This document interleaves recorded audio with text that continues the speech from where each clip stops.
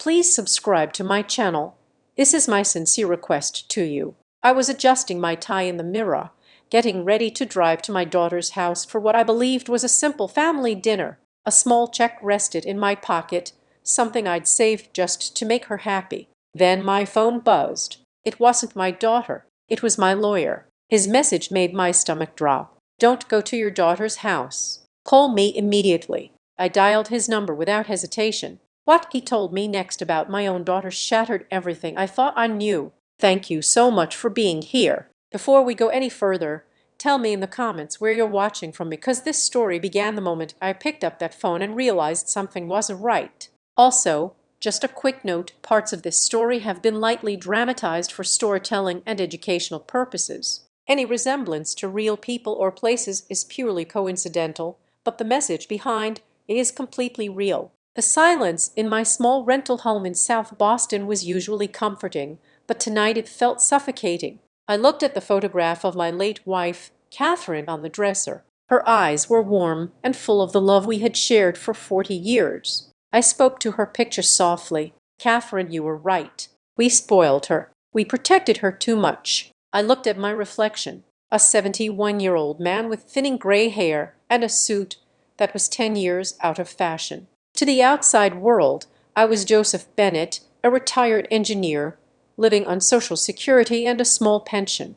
I drove a 15-year-old Ford truck. I clipped coupons for the grocery store. I lived in a modest 2-bedroom house that needed a fresh coat of paint. That was the image I had carefully cultivated. That was the father Sarah thought she knew. I touched the pocket of my jacket, feeling the envelope with the check. $500. I had skipped buying heating oil this month to write that check, or at least that is what I had told Sarah on the phone last week when she complained about the cost of her daughter's ballet lessons. I wanted them to think I was stretching every penny for them. It was a test, I suppose. A test they had been failing for years, but I refused to see it until this very moment. The vibration of the phone on the wood surface startled me again. I picked it up. It was Richard. I pressed the green button and brought it to my ear. "Joseph, listen to me very carefully," Richard said. His voice was not the calm, measured tone of the lawyer I had known for 3 decades. It was urgent, breathless. He sounded like a man who had run up a flight of stairs. "I am at the courthouse. I have a friend in the family division clerk office. He just flagged a file that came across his desk an hour ago. It is an ex parte motion for emergency temporary conservatorship. The petitioner is Sarah Bennett Miller. The respondent is Joseph Bennett." I sat down heavily on the edge of the bed. The springs creaked under my weight. Conservatorship. I knew what that word meant. It meant losing the right to sign a check. It meant losing the right to choose where I lived. It meant I would legally become a child in the eyes of the state, and my daughter would be my warden. "On what grounds, Richard?" I asked. My voice was steady, but my hand was gripping the bed sheet so hard my knuckles were white. "Dementia," Richard replied. "They have submitted an affidavit claiming you have shown rapid cognitive decline. They claim you leave the stove on. They claim you get lost driving to the grocery store. They claim you are a danger to yourself and your finances. They are asking for immediate control of your assets to prevent you from squandering your remaining funds." Squandering. The word tasted like bile. I lived on less than $2,000 a month. I had not bought a new suit since Catherine's funeral. "There is more," Joseph Richard continued. "The hearing is scheduled for tomorrow morning at 9, but the motion mentions a medical evaluation that is supposed to happen tonight. They have listed a Dr. Aries as the evaluating physician. Is there a doctor coming to this dinner?" I thought back to the phone call with Michael, my son-in-law, yesterday. He had been so casual, so friendly. He said he invited an old college friend who was in town, a guy named Aries, just for drinks and cake, he had said. God," I whispered. "It is an ambush." "It is a forensic evaluation disguised as a birthday party," Richard confirmed. "If you go there and you act confused, or if you have a glass of wine and get sleepy, this doctor will sign a statement tonight. By tomorrow morning, the police will be at your door to escort you to a facility while they liquidate your house. Joseph, do not go. Stay home." I will come over and we can fight this in the morning. I looked at the check in my pocket. I looked at the photo of Catherine. I thought about the tuition payments I had secretly made for Sarah's college so she would not graduate with debt. I thought about the $50,000 I had given Michael 10 years ago for that startup business that vanished in 6 months. I had played the role of the supportive father, the safety net, the rock, and this was my reward, to be discarded like broken machinery. "No, Richard," I said. I stood up. The stiffness in my knees seemed to vanish, replaced by a cold, hard resolve. "I am going." "Joseph, are you insane? If they get that signature, they won't get what they expect." I interrupted. "I need to know why. I need to look them in the eye and see it for myself. If I stay home, they will just try again next week. I need to hear them say it. I need evidence." "You need protection," Richard argued.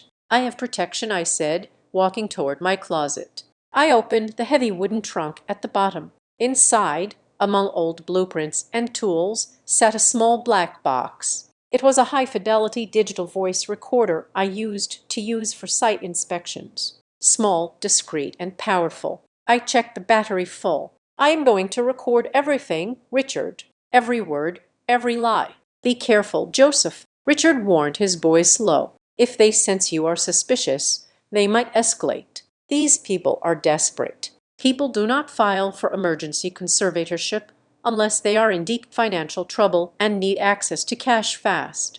I held up the phone. I clipped the recorder inside my jacket pocket just behind my handkerchief. I tested it. It picked up the sound of my breathing. Perfect. I looked around my bedroom one last time. It was simple, clean, honest, unlike the house I was about to enter. I put on my overcoat, wrapped my scarf around my neck, and walked out into the biting Boston wind. The cold air hit my face, but I barely felt it.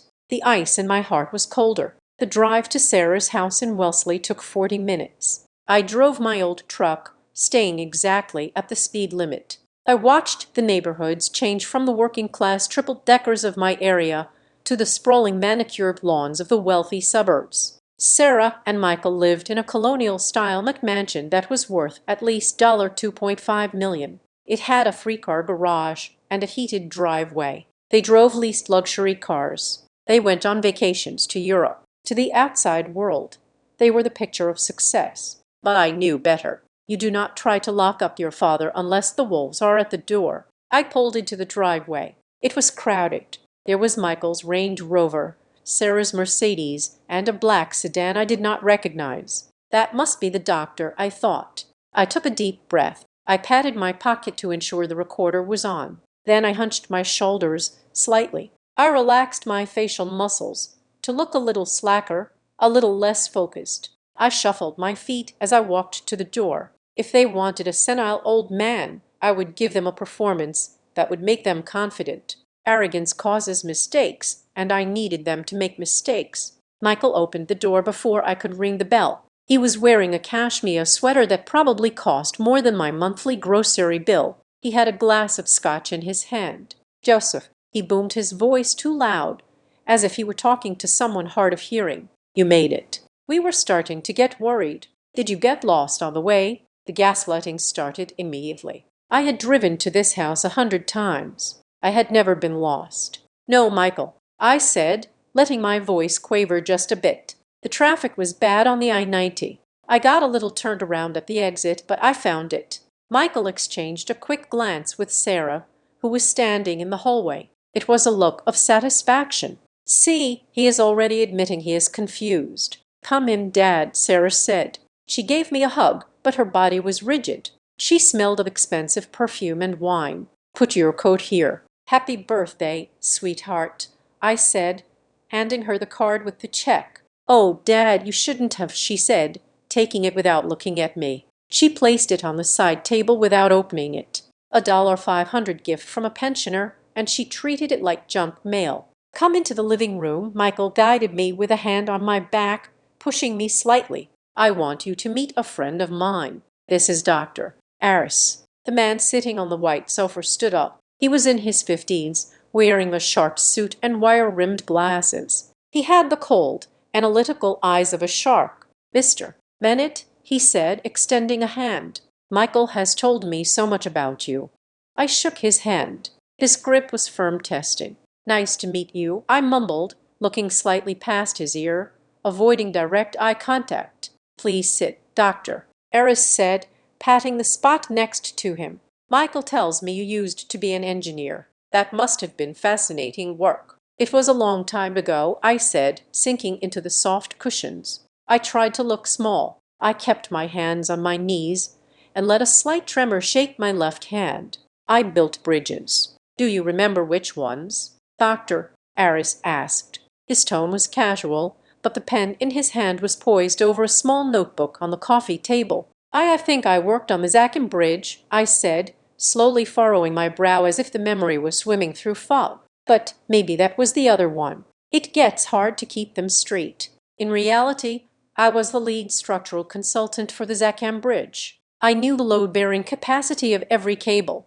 I knew the sigh of the concrete. But I let the lie hang there. "Of course, doctor," Eris said, making a quick mark in his notebook. "Memory is a funny thing, isn't it? Do you know what day it is today, Mr. Bennett?" I looked at him. This was insulting. It was Tuesday, November 14th, Sarah's birthday. "It is Wednesday, isn't it?" I said, "or Thursday. The days run together when you don't work." Sarah walked in with a tray of appetizers. She heard my answer and let out a dramatic sigh. "Dad, it is Tuesday. We told you that on the phone this morning. Remember?" I blinked rapidly, feigning distress. "Right. Tuesday. Of course. Sorry, Sarah." "It is okay, Dad," she said, her voice dripping with fake sympathy. "Here, have some water. We didn't want to give you wine with your balance issues." She handed me a plastic tumbler, not a crystal glass like everyone else, a plastic cup like you would give a toddler. The humiliation burned in my chest hotter than fire. I had designed foundations that held up skyscrapers, and my daughter was giving me a sippy cup because she claimed I could not hold the glass. I took the cup. "Thank you, dear," I said. Michael sat in the armchair across from us. "So, Dad, how is the house holding up? Any more issues with the stove?" I looked at him. There had never been issues with the stove. "The stove," I repeated blankly. "Yeah," Michael said, leaning forward. "Sarah said you left the gas on again last week. The neighbors smelled it. It is getting dangerous, Joseph." He was inventing history. "Write the past to control the future." "I don't think I did that," I said softly. "You did, Dad." Sarah chimed in. "You just don't remember. That is what scares us. You don't remember the dangerous things you do." "Doctor," Aries was writing furiously now. I could see the satisfaction on their faces. They thought it was working. They thought the old man was cracking. "So Joseph, doctor," Aris said, looking up, "do you manage your own bills? It must be complicated keeping track of everything. It is overwhelming sometimes." I admitted letting my shoulders slump. "So much paperwork. Maybe it is time you let someone help you with that," Michael suggested. His voice was like a coiled snake. "Just to take the burden off." "We can talk about that later," Sarah said quickly, cutting him off. "Let's have dinner." We moved to the dining room. The table was set with their finest china. I was placed at the end, separate from the conversation. They talked over me about their vacations, about Michael's business ventures, about Mir's college applications. I ate my soup in silence, letting the spoon clatter against the bowl occasionally. Then my granddaughter Mir spoke up. She was 17, glued to her phone, but she looked up at me with a strange expression. Pity, maybe, or guilt. "Grandpa," she said, "are you excited about moving to Greenfields?" The room went dead silent. The fork froze halfway to my mouth. Greenfields. I knew that place. It was a state-run nursing home on the other side of the city. It had been cited for health violations 3 times in the last 5 years. It was a warehouse for the indigent and the forgotten. It was a place people went to die. Me or Sarah hissed. "Not now." "What is Greenfields?"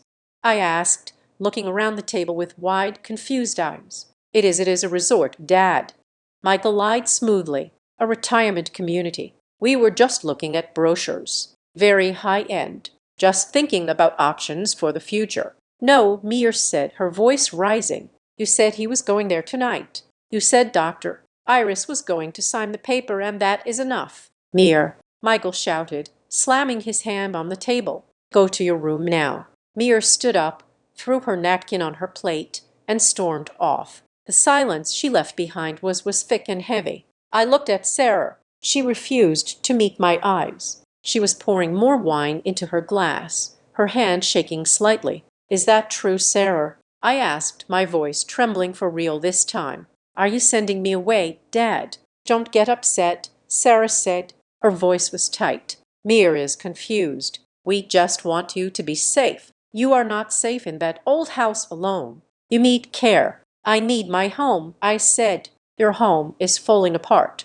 Michael snapped, dropping the facade of kindness. You are hoarding trash. You are a fire hazard. It is irresponsible of us to let you stay there. I looked at Dr. Aris. He was watching me closely, waiting for an outburst, waiting for the dementia to show its violent side. I swallowed my rage. I forced it down into the pit of my stomach. I just want to finish my dinner, I said softly, looking down at my plate. Good, Michael said. Eat up. We have some papers to look at after dessert. I knew what those papers were. They wouldn't wait for the court. They wanted me to sign a power of attorney voluntarily tonight. They would use the doctor's presence to certify I was lucid enough to sign, but sick enough to need it. It was a catch-22 trap. Excuse me, I said, standing up slowly. I need to use the restroom. Michael stood up too. Do you need help finding it, Dad? I know where it is, Michael, I said.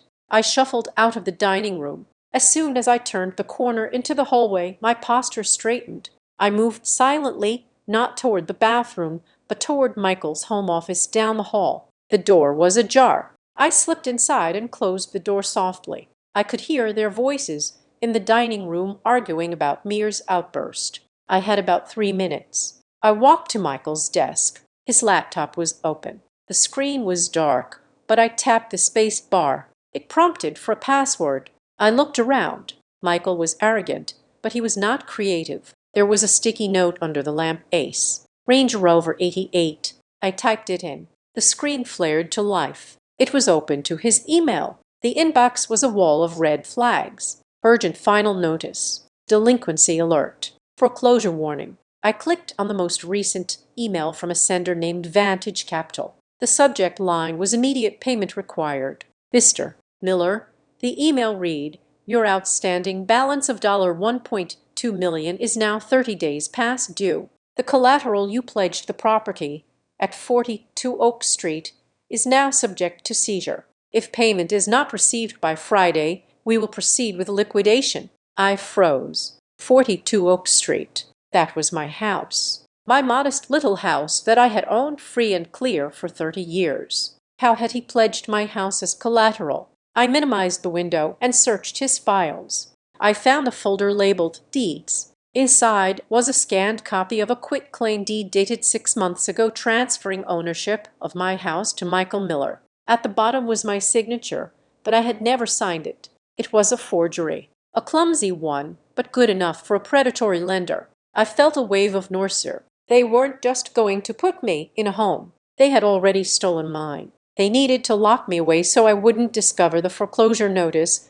when it was pinned to my door. I pulled out my phone and took photos of the screen, the emails, the forged deed, the bank statements showing Michael's crypto trading account with a balance of zero down from 800,000. He had gambled it all away. Suddenly, the doorknob turned. I barely had time to lock the phone screen and step away from the desk before the door opened. It was Sarah. She stopped when she saw me. Her eyes darted to the computer, then to me. Dad, what are you doing in here? The bathroom is the other way. I looked at her, my little girl. The girl I taught to ride a bike. The girl I walked down the aisle. She was looking at me with suspicion and fear. I got turned around. Sarah, I said, letting the confused tremor return to my voice. I was looking for the coat closet. I wanted to go home. She let out a breath she had been holding. She believed me. She believed I was just a senile old man lost in a hallway. The coat closet is by the front door. Dad, come on. Let's go back to the table. Michael has the papers ready. I followed her back to the dining room. I had the evidence. I had the recording. Now I just needed to survive the next hour without signing my life away. We sat back down. Michael cleared the table and placed a thick stack of documents in front of me. He uncapped a pen. "Okay, Dad," Michael said. "This is just standard stuff. Updated medical insurance forms and a permission slip so Sarah can pick up your prescriptions for you. Just sign here, here, and here." He pointed to the signature lines. He was covering the text of the document with his other hand. I leaned in, squinting. My glasses were in my pocket, but I pretended I couldn't find them. "I can't see the letters very well, son," I said. "It is all blurry." "Just sign where my finger is, Dad."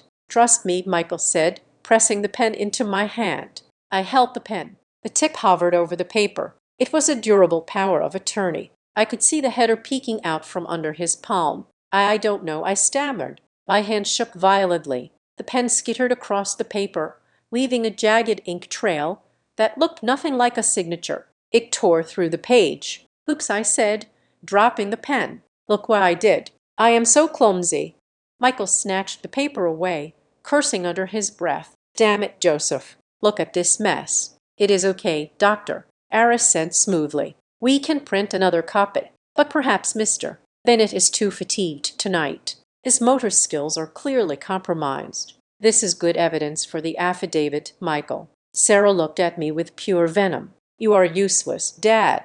Can't you do one simple thing?" I shrank back in my chair. "I am sorry, Sarah. I just want to go to bed." "Fine," she snapped. "We will go to the lawyer's office tomorrow morning. We will have him guide your hand if we have to. Go home." Michael practically dragged me to the door. He shoved my coat at me. "Drive carefully, Joseph," he said, his voice cold. "Do not hit anyone. We will pick you up at 8:00 a.m. Sharp. Be ready."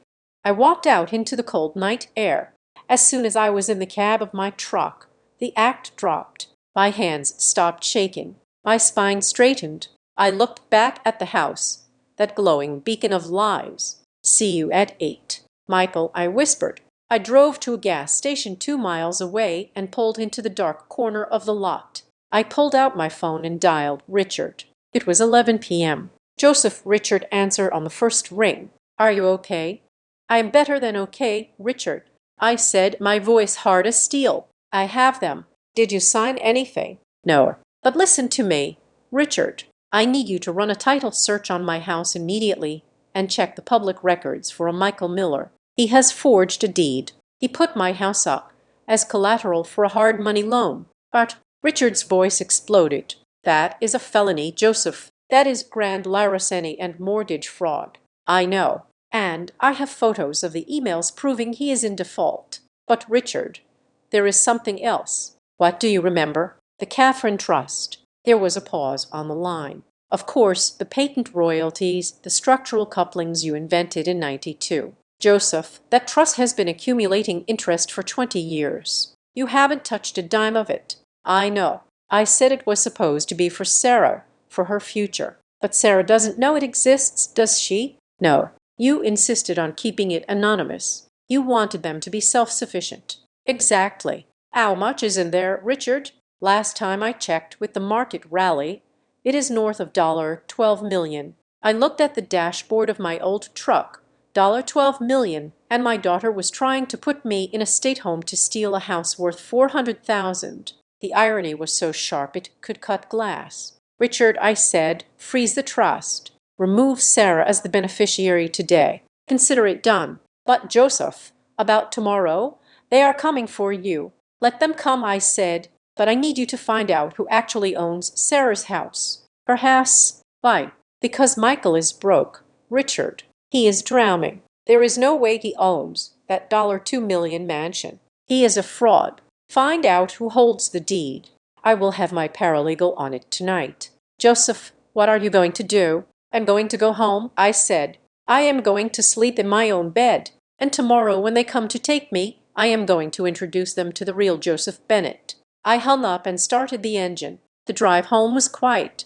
I felt a strange sense of calm. For years I had worried about them. I had worried I wasn't giving enough. I had worried I was a burden. That weight was gone now. They had freed me. By showing me they were monsters, they had freed me from the obligation of being a father. Now I was just a judge, and the sentencing was about to begin. The transition from the living room to the dining hall felt less like a movement between spaces and more like a prisoner transfer. Michael placed a hand on my shoulder, guiding me with a pressure that was just firm enough to be patronizing. He steered me toward the far end of the long mahogany table, the spot furthest from the head, where he seated himself with the air of a king holding court. Sarah sat to his right, Dr. Aries to his left, and Mir slumped into the chair opposite the doctor, her thumbs already flying across the screen of her smartphone. The room was dimly lit by a crystal chandelier that I knew they had purchased on credit 3 years ago, a gaudy thing that cast fractured shadows across the table setting. I looked down at my place setting and felt a fresh wave of humiliation wash over me, hot and prickling. Everyone else had heavy polished silverware, the kind that had substantial weight in your hand. My setting was different. Next to my fine china plates sat a bright yellow plastic spoon and a matching fork, the kind you would buy in a bulk bag for a toddler's birthday party. There was no knife. Sarah saw me staring at the plastic utensils. Her smile was tight, a mask of pained necessity. "We just didn't want you to hurt yourself, Dad," she said, her voice pitching up an octave as if speaking to a frightened animal. "You know how your hands shake. Last time you dropped a fork and it scratched the floor." I had never dropped a fork in this house. My hands, which had drafted blueprints for suspension bridges with millimeter precision for 40 years, were currently resting on my lap, steady as stone. But I didn't argue. I couldn't argue. To fight back now would only prove their narrative of my aggression. I simply nodded, looking down at my lap, playing the part of the defeated old man they so desperately wanted me to be. Michael uncorked a bottle of expensive Cabernet. The rich aroma of oak and dark berries drifted down the table. He poured a generous glass for Dr. Aris, then for Sarah, and finally filled his own glass to the brim. He skipped me entirely. "Water for you, Joseph," Michael announced, placing a plastic sippy cup with a lid in front of me. "Alcohol interferes with your medication. We can't have you having another episode." I wasn't on any medication that interacted with alcohol. I took a single baby aspirin a day for heart health. That was it. But Dr. Aries was watching, his pen hovering over that damn notebook. If I demanded wine, I would be labeled an alcoholic or non-compliant. So I reached for the plastic cup with a trembling hand, allowing it to rattle against the table before bringing it to my lips. The water was lukewarm. "So, Dr. Iris said, slicing into his steak with surgical precision, "Michael tells me you've been having trouble with spatial awareness, getting lost in your own neighborhood." I looked up, letting my mouth hang open slightly before answering. "It all looks the same sometimes," I mumbled. "The streets, they changed the signs." "They hadn't changed the signs in 20 years, Joseph," Michael corrected me, speaking with his mouth full. "You just can't process the information anymore. It's dangerous. That's why we took your keys." I stiffened.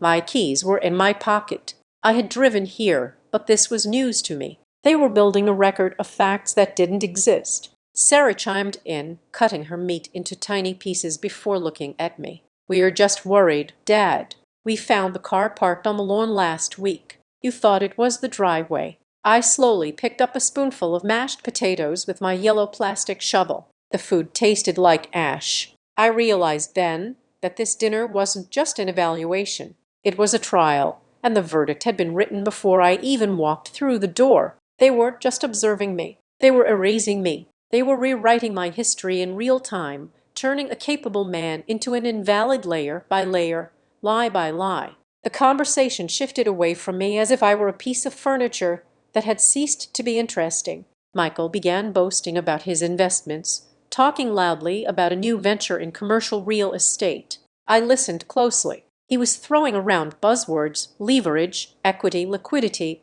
but he was using them incorrectly. He sounded like a man who had watched too many financial news channels, but had never actually balanced a ledger. He mentioned unlocking the value of assets. I knew exactly which asset he was talking about. My house. My paid-off mortgage-free house that sat on a double lot in a neighborhood that was rapidly gentrifying. Then came the moment that stopped time. Mir, who had been silent until now, suddenly looked up from her phone. She looked at me, then at her parents, her expression a mix of teenage boredom and genuine confusion. "So when do we have to clear out his room?" she asked. Sarah froze her fork halfway to her mouth. Michael choked slightly on his wine. "What do you mean, honey?" Sarah asked, her voice dangerously sweet. "For green fields," Lear said, shrugging. "You guys said that after tonight, Grandpa is going to Greenfields and I can turn his guest room into my streaming studio. So do I have to wait until the weekend, or is he not coming back tonight?" The silence that descended on the table was absolute. The air was sucked out of the room. Greenfields. The name echoed in my mind like a slamming cell door. I knew Greenfields. It wasn't the luxury retirement community Michael had lied about earlier. It was a state-subsidized long-term care facility in the industrial district. I knew it intimately because 30 years ago, my engineering firm had been contracted to inspect the foundation of their south wing. I remembered the smell of bleach masking the scent of urine. I remembered the water stains on the ceiling and the hollow vacant eyes of the residents lined up in wheelchairs in the hallway staring at a television that wasn't turned on. It was a warehouse for the dying. It was a place you sent people when you wanted to forget they existed. Joseph looked confused. "Doctor," Aries noted, breaking the silence. He scribbled something down. "Lack of orientation to future planning." "Lear, that's enough." Michael snapped, his face flushing red. "We're not discussing logistics right now." "But he said Mir started." "I said enough," Michael roared. I looked down at my plastic cup. My heart was hammering against my ribs, a cold, hard rhythm. This was the final piece of the puzzle. It wasn't just greed. Greed I could almost understand. Everyone wants money. This was malice. This was disposal. They didn't just want my assets. They wanted to erase the inconvenience of my existence. They wanted to throw me into a pit called Green Fields and let me rot so they could turn my life's work into a streaming studio and a bailout for their bad debts. I looked at Sarah, my daughter, the woman I had carried on my shoulders at parades, the woman whose tears I had dried when her first boyfriend broke her heart. She was refusing to look at me. She was intently studying the pattern on the tablecloth, her jaw set in a line of stubborn refusal. She knew what Greenfields was. She knew, and she had agreed to it. She had signed off on my slow death. A strange sensation washed over me then. The grief, the heartbreak, the stinging betrayal, it all evaporated. It was replaced by a clarity as sharp and cold as a winter morning. The father in me died in that dining room between the plastic spoon and the lie about the nursing home. The man who sat in the chair was no longer Sarah's father. I was an engineer again. I was looking at a structural failure. And when a structure is compromised, when the rot has eaten through the support beams, you don't patch it, you condemn it, you demolish it.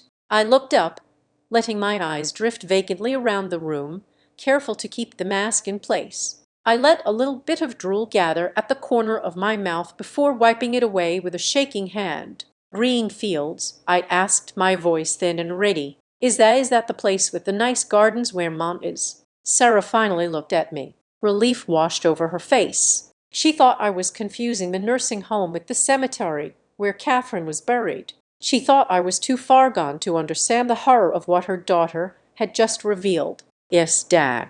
Sarah lied, reaching out to pat my hand. "It's a beautiful place, just like where Mom is. You'll be happy there." "Excellent, Doctor," Aris muttered. Patient exhibits confusion regarding the deceased spouse. Delusional transference. This supports the diagnosis. I gripped the plastic spoon until it bent in my hand. They thought they had won. They thought they were looking at a husk. They had no idea that behind the foggy eyes and the trembling hands, I was already calculating the demolition charges. I was mentally reviewing every asset, every legal loophole, every document in my possession. "I am tired," I announced, pushing the plate away. "I want to go home. We have dessert." "Joseph," Michael said, his confidence returning now that the crisis had passed. "And then just a few papers to sign. Just routine updates for your insurance." "I'm tired," I repeated, making my voice sound petulant like a cranky child. "I want to sleep." Sarah stood up on the "let him rest," Michael. "We can do the papers in the morning. We have the appointment with a lawyer anyway. Let's just get him home before he has an accident here." An accident? As if I were a dog that hadn't been housebroken. I stood up, leaning heavily on the table, faking a stagger. Michael rushed to grab my arm, not to help, but to control. "Easy there, old-timer," he said. "Let's get you to the car." As we walked to the door, I passed a mirror in the hallway. I caught a glimpse of myself, hunched, disheveled, looking every bit the victim. But inside the pocket of my jacket, the red light of the recorder was still blinking, capturing every insult, every lie, every conspiracy. I wasn't leaving a victim. I was leading as a spy who had just secured the enemy's battle plans. I let Michael guide me to the truck. He opened the door and practically shoved me inside. "Go straight home, Joseph," he commanded. "Do not stop. Do not pass. Go. We will be there at 8:00 a.m. to pick you up. Pack a bag." "Why do I need a bag?" I asked innocently. "Just for the trip," Sarah said from the doorway. "Just pack a bag, Dad." I started the engine. The old Ford rumbled to life, a sound I trusted more than anyone in that house. I watched them in the rear-view mirror as I pulled away. They were standing together, a united front of deceit. Michael put his arm around Sarah. They looked relieved. They were probably already spending the money in their heads. I drove down the long winding driveway past the manicured hedges and the stone lions that guarded their gates. As soon as I turned onto the main road and was out of their sight, I sat up straight. The tremors in my hands vanished. The fog in my eyes cleared. I reached into my pocket and pulled out the recorder, pressing the stop button. The file saved. "Green Fields," I said aloud to the empty cab of the truck. My voice was deep and steady over my dead body. I reached for my phone and dialed Richard again. It was time to execute the counter-maneuver. The dinner from hell was over. The war had just begun. I stood up from the dining table, my knees popping audibly in the tense silence. I made a show of steadying myself against the chair back, letting my hand tremble just enough to rattle the wood. I muttered something about my bladder, a standard complaint for men my age, and shuffled toward the hallway. Michael watched me with the hawk-like gaze of a predator tracking wounded prey. But he didn't get up. He just gestured vaguely toward the corridor with his wine glass, arrogant in his certainty that I was a confused old man who could barely navigate a straight line. As soon as I crossed the threshold into the hallway and was out of their line of sight, the shuffle vanished. My spine straightened and my breathing shifted from shallow gasps to deep silent rhythms. I wasn't heading for the bathroom. I was heading for the lion's den. The hallway was lined with photos of their perfect life vacations in Askin Garlasmere's recital. It was a gallery of lies funded by debt and dissection. I moved past them, my footsteps soundless on the plush runner rug. I had been a structural engineer for 40 years. I knew how to move through a building without disturbing its equilibrium. I reached the heavy oak door of Michael's home office. It was slightly ajar, leaking a sliver of blue light from the monitors inside. I pushed it open just enough to slip through and clicked it shut behind me, engaging the lock with a soft snick. The room smelled of stale cigar smoke and expensive leather, the scent of a man trying too hard to project power. I didn't waste a second. I went straight to the desk, a massive slab of imported mahogany that looked like it belonged to a CEO, not a failed entrepreneur. The computer monitors were asleep, glowing with a faint amber standby light. I tapped the mouse. The screens flared to life, bright and blinding in the dim room. My heart hammered against my ribs, a frantic drumbeat of adrenaline. If they walked in now, the game was over. I would be dragged out by police, labeled senile, and paranoid exactly as they planned. A password prompt blocked my path. I stared at the blinking cursor. Michael was not a complex man. He was a creature of vanity. I tried the obvious. First, the license plate of his beloved car. Access denied. I tried his birthday. Access denied. I took a breath, closing my eyes and thinking like him. What did Michael love most in the world? Money. I typed in the ticker symbol for Bitcoin, followed by the year. He claimed he made his first million. Access granted. The desktop icons flooded the screen. I didn't have time to sift through folders. I went straight to the email client, which was already open. The inbox was a disaster zone of bold, unread subjects. Urgent final notice, liquidation warning. It was a wall of red flags. I clicked on the most recent thread from a sender labeled simply Omega Capital. The text was brutal, stripped of any corporate politeness. "Mr. Miller, your grace period expired at 500 p.m. today. The collateral pledged residential property at 42 Oak Street is now active for seizure. We are initiating the transfer of title. You have 48 hours to vacate the premises or face eviction. 42 Oak Street. My house. A house I'd built with my own hands. The house where Catherine died. He hadn't just put a lien on it. He had sold it out from under me to a hard money lender to cover his gambling losses. The dates on the emails went back 6 months. He had forged the deed transfer half a year ago. I felt a wave of nausea rise in my throat, hot and acidic. I wasn't just a guest at dinner. I was a trespassing tenant in a property they had already lost. But the financial ruin wasn't enough. I needed to know the intent. I needed to know the heart of the betrayal. I minimized the email and opened the messaging app that was blinking in the taskbar. It was a chat log between Michael and Sarah. I scrolled back to the morning. My eyes scanned the text, and with every line, a piece of my soul turned to ice. "Sarah, did the doctor confirm for tonight?" "Michael, yes, Iris is on board. He says he can write it up as rapid onset dementia. We just need the old man to look confused." "Sarah, he always looks confused. God, I hate watching him eat. It's disgusting. He's like a child." I gripped the edge of the desk, my knuckles turning white. My own daughter. The girl I had carried on my shoulders. The girl I had secretly paid tuition for so she wouldn't start life with debt. I scrolled further back to last week. "Michael, the lender is squeezing me. We need the cash from the house sale by the end of the month." "Sarah, I know, but he's stubborn. He won't leave that dump." "Michael, then we force him. Once we get the conservatorship, we dump him at Greenfields. The state pays for it. We keep the assets. It's clean." "Sarah, Greenfields is a hellhole." "Mike, it smells like urine." "Michael, so what? He won't know the difference. He's past his expiration date anyway. He's just a cash cow that stopped giving milk. It's time to take him to the slaughterhouse." A cash cow past his expiration date. I stared at the words, willing them to change, willing them to be a joke, a misunderstanding. But they sat there on the screen glowing with malicious truth. They didn't see a father. They didn't see a human being. They saw an asset to be liquidated, a nuisance to be discarded. The pain that had been throbbing in my chest since I received Richard's text suddenly vanished. It was replaced by a cold Arctic clarity. The grief was gone. The hesitation was gone. The father who loved his little girl unconditionally died in that chair reading those words. In his place sat the engineer. I was looking at a structural failure. The foundation was rotten. There was no salvaging it.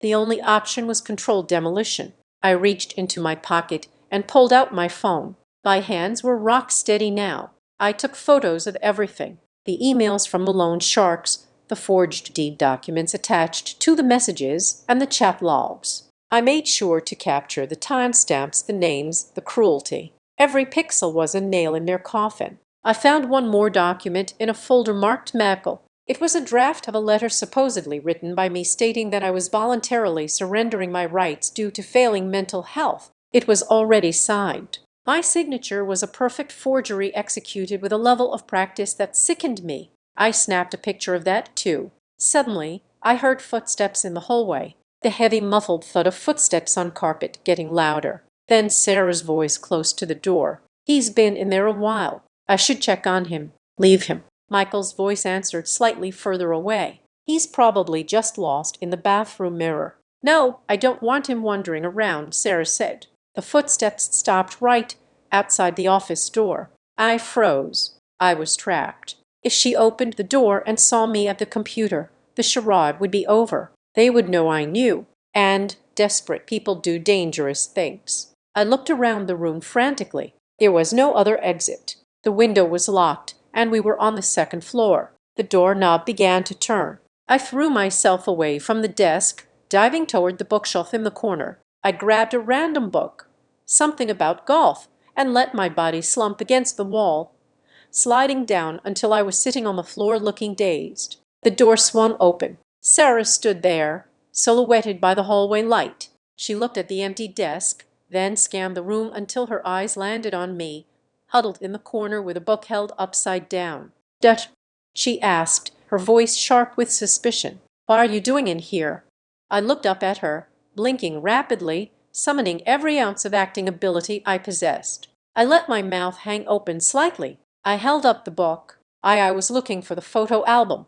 I stammered, my voice trembling. "Dear mother," she said the album was in the library. I wanted to see her. Sarah's face softened, not with kindness, but with relief. She saw exactly what she wanted to see, a confused, grieving old man, lost in the wrong room, looking for a ghost. She didn't look at the computer screen, which had mercifully gone dark just seconds before she entered.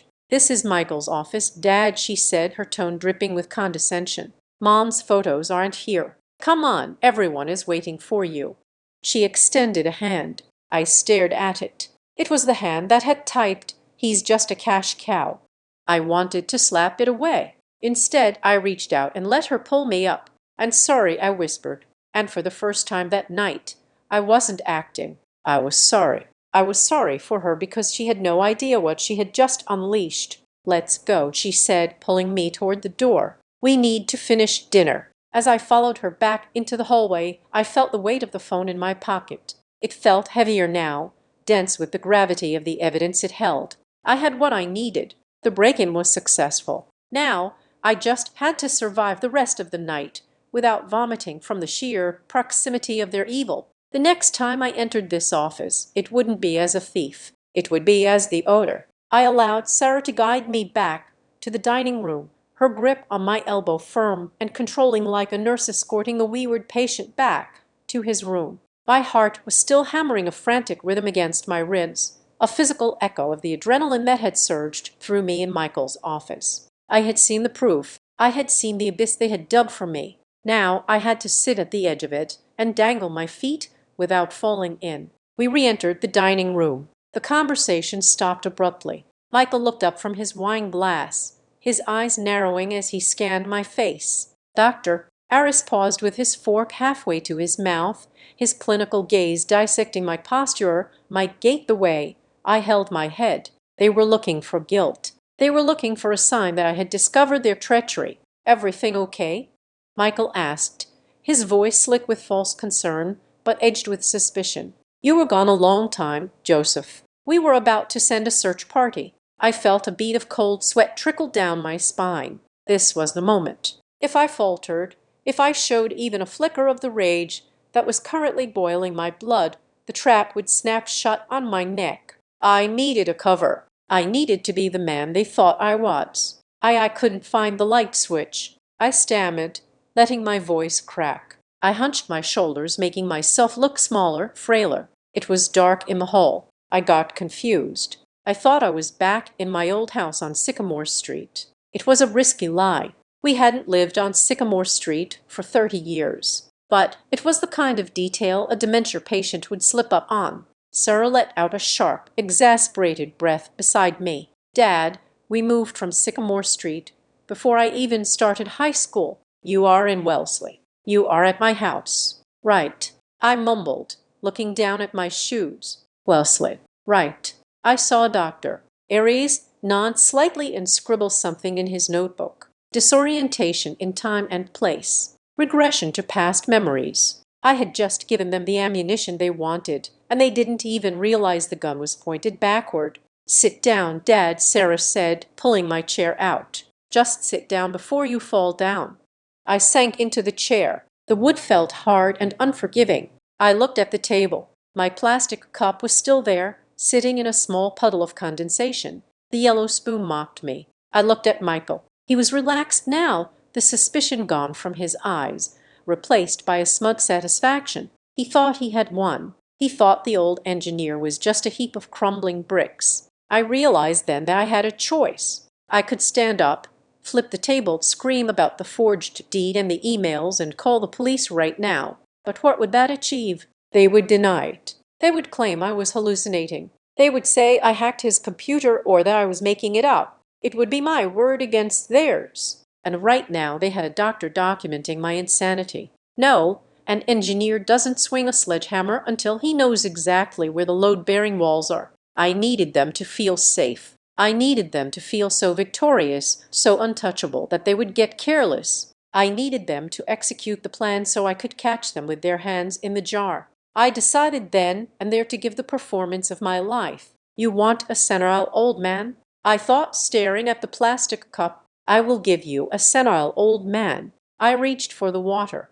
I let my hand tremble, a violent spasmodic shake that I had seen in my own father years ago. I successfully grabbed the cup, but as I lifted it, I jerked my wrist. The water sloshed out, splashing over the rim, soaking the expensive linen tablecloth and dripping onto my trousers. "Whoops," I said, my voice vacant. "Oh my God!" Sarah cried out, jumping up and grabbing a napkin. "Dad, look what you did. This is Italian linen." "I am sorry," I whispered, letting my hand hover in the air, still shaking. It slipped. Michael rolled his eyes, making no effort to hide his disgust. "Jesus, Joseph, it is like dining with a toddler. Can't you even hold a cup?" "Note the lack of motor control, Doctor," Aries murmured to Michael, not even lowering his voice. "Tremors are consistent with advanced neurological decline." I stared at the wet stain spreading on the white cloth. It looked like a map of their greed. I let my jaw go slack. I started to hum a tune, a discordant, broken melody, ignoring Sarah as she aggressively dabbed at the table around me. "Are you listening to us, Dad?" Sarah snapped. I looked at her blankly. "Is it time for the cake?" I asked. "I like chocolate." Sarah stopped scrubbing. She looked at Michael. Her eyes were hard, devoid of any daughterly affection. She looked at me with the cold calculation of a butcher eyeing a side of beef. "Yes, Dad," she said, her voice flat. "It is time for cake. And then it is time for you to go." They brought out the cake. It was a store-bought thing, small and afterthoughtish. They sang Happy Birthday, quickly rushing through the verses. I clapped, offbeat, smiling, a vacant, goofy smile. Inside my mind was racing, cataloging every asset, every account numbers, every legal maneuver I would need to execute in the next 24 hours. Michael cut a slice and placed it in front of me. "Eat up," he said. I picked up the yellow plastic spoon. I took a bite. It was dry and tasteless. As I chewed, I watched them. I watched Michael check his watch, calculating how soon he could get back to his gambling debts. I watched Sarah text someone under the table, probably her lawyer. I watched Mir ignore us all. They were so confident. They looked at me and saw an ATM machine with a broken screen. They didn't see the man who had calculated wind loads for skyscrapers. They didn't see the man who had protected them from the harsh realities of the world for decades. They saw a victim. I finished the cake, leaving crumbs on my face intentionally. Sarah handed me a napkin without looking at me. "Okay," Michael announced, standing up. "Show is over. Joseph, get your coat. We're doing the paperwork tomorrow morning at 9:00. I'll pick you up." I stood up, leaning heavily on the table. "Tomorrow," I repeated. "Yes," Michael said, steering me toward the door. "Tomorrow we get everything sorted out. You won't have to worry about a thing ever again." I've put on my coat. I wrapped my scarf around my neck. I turned to look at them one last time. They stood in the foyer, a tableau of suburban rot. "Good night," I said. My voice was raspy. "Thank you for the party."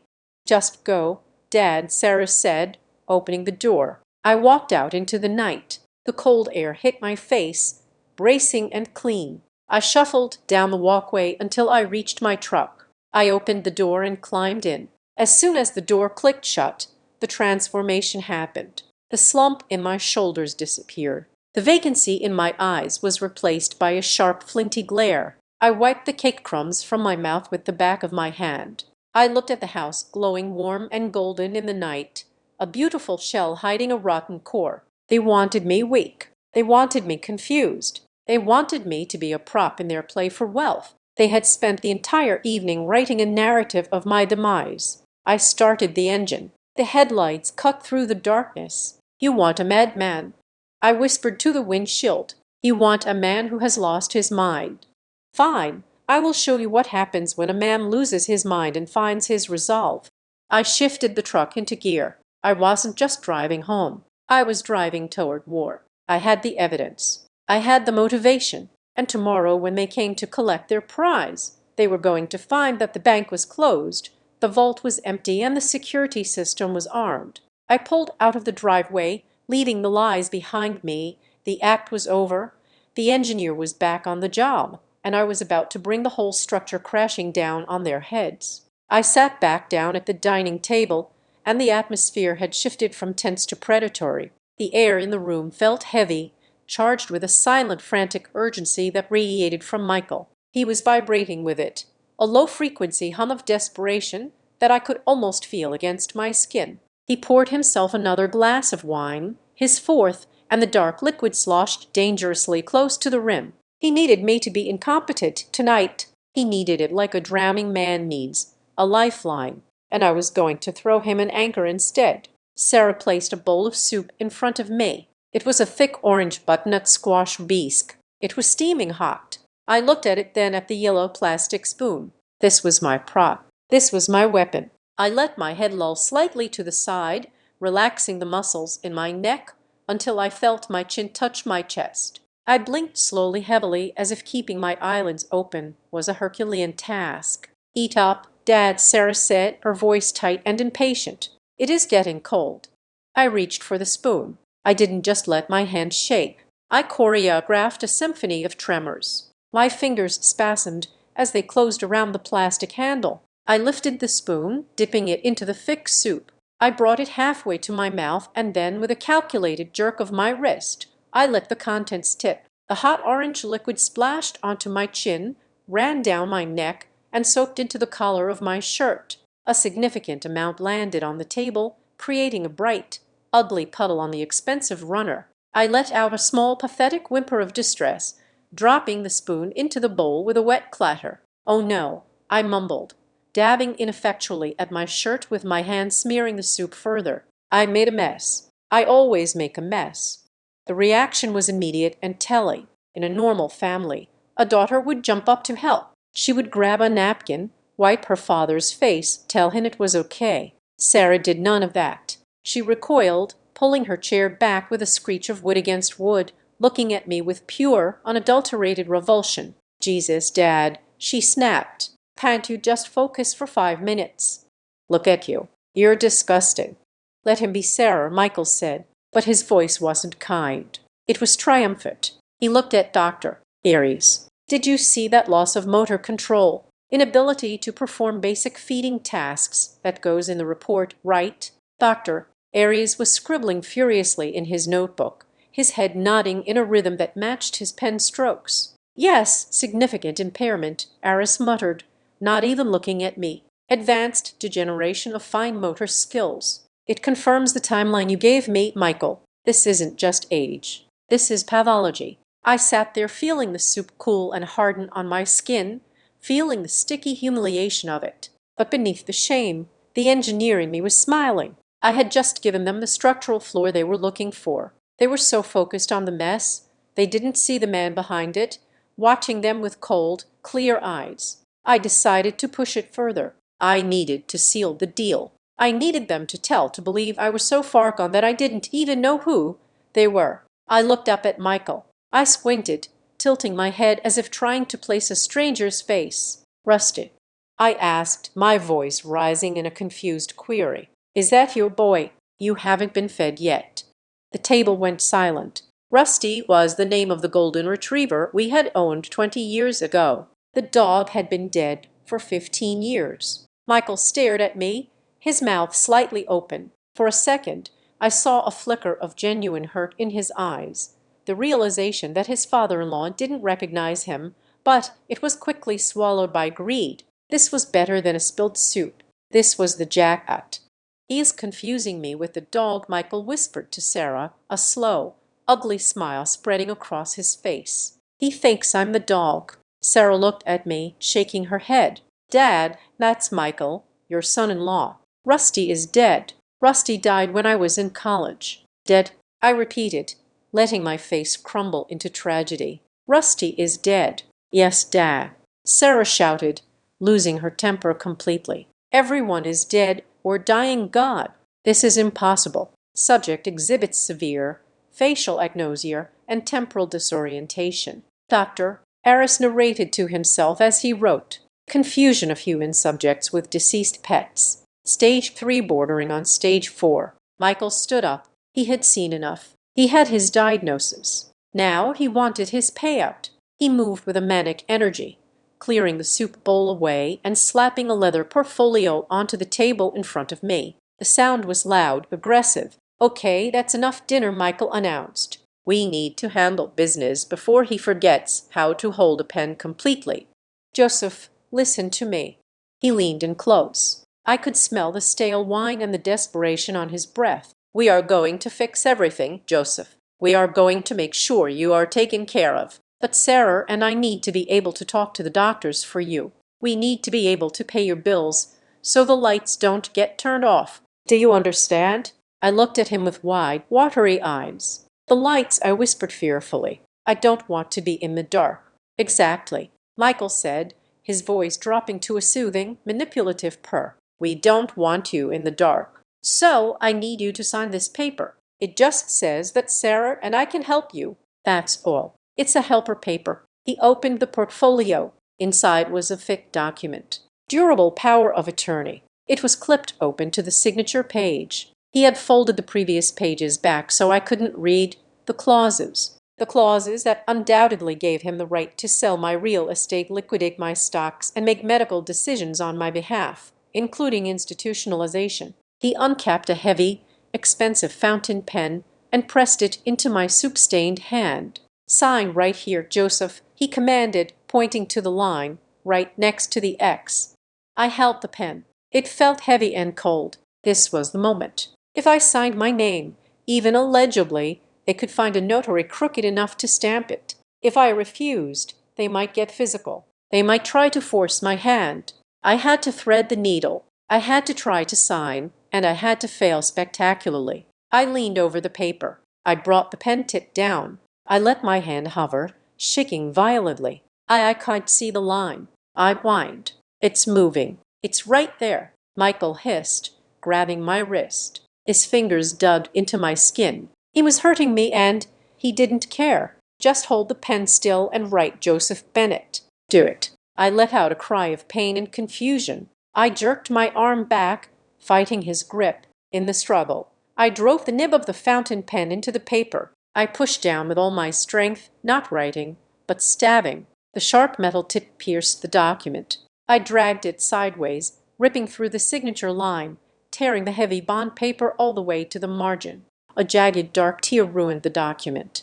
Ink bled out from the broken nib, creating a Rorschach test of disaster on the page. I dropped the pen as if it had burned me. I broke it. I wailed, shrinking back into my chair, covering my face with my hands. I broke the helper paper. "I'm sorry. I'm sorry." Michael stared at the ruined document. His face turned a shade of purple I had never seen before. He looked like he was going to stroke out. The veins in his neck bulged. He snatched up the torn paper and crumpled it in his fist, throwing it across the room. "You stupid old—" Michael started to scream, raising his hand as if to strike me. Michael, Sarah yelled, grabbing his arm. "Stop. The doctor is watching." Michael froze. He breathed heavily, his chest heaving. He looked at Dr. Aries, who had stopped writing and was watching the scene with a raised eyebrow. Even for a corrupt doctor, striking a patient was a bridge too far. He is agitated," Michael stammered, lowering his hand.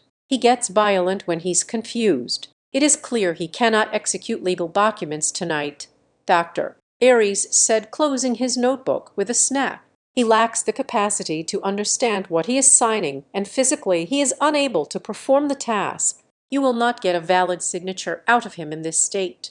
Sarah looked at the ruined paper on the floor, then at me. Her eyes were cold, dead things. She realized they had lost the night. They wouldn't get the keys to the kingdom today. "Fine," she spat out. "Fine.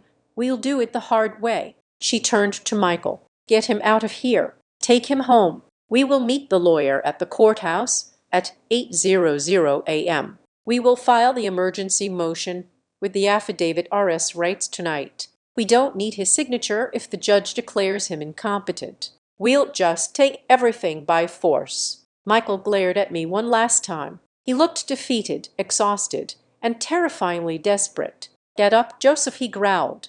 "Party's over." I stood up, keeping my head down, keeping the tremble in my legs. I looked like a man who had been broken. Inside I was soaring. I had bought myself 12 hours. I had forced them to show their hand, and I had destroyed the only thing that could have given them power over me tonight. I shuffled toward the door, leaving the spilled soup and the torn paper behind me. As I put on my coat, I heard Dr. Aris speaking to Michael in the dining room. "I will write the report immediately. Stage 3 dementia with episodes of aggression. You will have your conservatorship by noon tomorrow." I walked out into the cool night air, the gravel crunching under my feet. I had won the battle, but the war was escalating. They were coming for me in the morning with the full weight of the law. I climbed into my truck and started the engine. As I pulled away, I let the mask drop. The senile old man vanished. Joseph Bennett, the engineer, the man who built things to last, took the wheel. "See you in court," I whispered. I drove into the darkness, my mind already working on the next step. I needed Richard. I needed to secure the assets, and I needed to prepare the trap that would catch them when they tried to break down my door in the morning. They wanted a fight. I would give them a warrant. And I had one weapon left that they didn't know about. The truth about who really owned the roof over their heads. Sarah walked me to the front door, her hand gripping my upper arm with a pressure that was less about support and more about restraint. It was the grip of a jailer escorting a prisoner who had just barely failed to escape. The foyer was cold, but the air coming off my daughter was colder. She was vibrating with a mixture of rage and exhaustion. Her plan for a quick surgical strike on my assets had turned into a messy, chaotic failure, and she blamed me for it. She blamed my clumsy hands and my foggy brain, never suspecting that the chaos was a carefully constructed defense mechanism designed by the very man she was trying to destroy. "Do not worry, Dad," she said, her voice tight and clipped like a wire about to snap. "We will fix this tomorrow. The lawyer will have the papers ready at 8. We will come get you. You be ready." I looked at her, letting my head bobble slightly in a nod that was eager to please. 8. I repeated, my voice trembling. 8 is early. I need to have my coffee. "We will bring you coffee," Sarah snapped, opening the heavy front door. "Just be dressed and do not touch the stove. Do not touch anything. Just sit in your chair and wait for us." I stepped out onto the porch. The night air was biting, a sharp contrast to the stifling heat of the dining room. Michael stood in the hallway behind her, watching me with eyes that were dark with loathing. He didn't say goodbye. He just watched, calculating how much money my accident with the pen had cost him in interest on his gambling debts. "Drive safe, Dad," Sarah said, but it sounded like a curse. "Go straight home. Do not stop." I shuffled down the brick walkway, moving with the slow, deliberate steps of the infirm. I could feel their eyes burning into my back. They were watching to see if I would trip, if I would wander off into the bushes. I gave them what they wanted. I hesitated at the end of the walk, looking left then right as if I had forgotten where I parked the truck that was sitting right in front of me. "It is right there, Dad," Sarah called out from the doorway, her patience finally evaporating completely. "The big red truck right in front of you." "Oh," I mumbled loud enough for them to hear. "Right. The red one."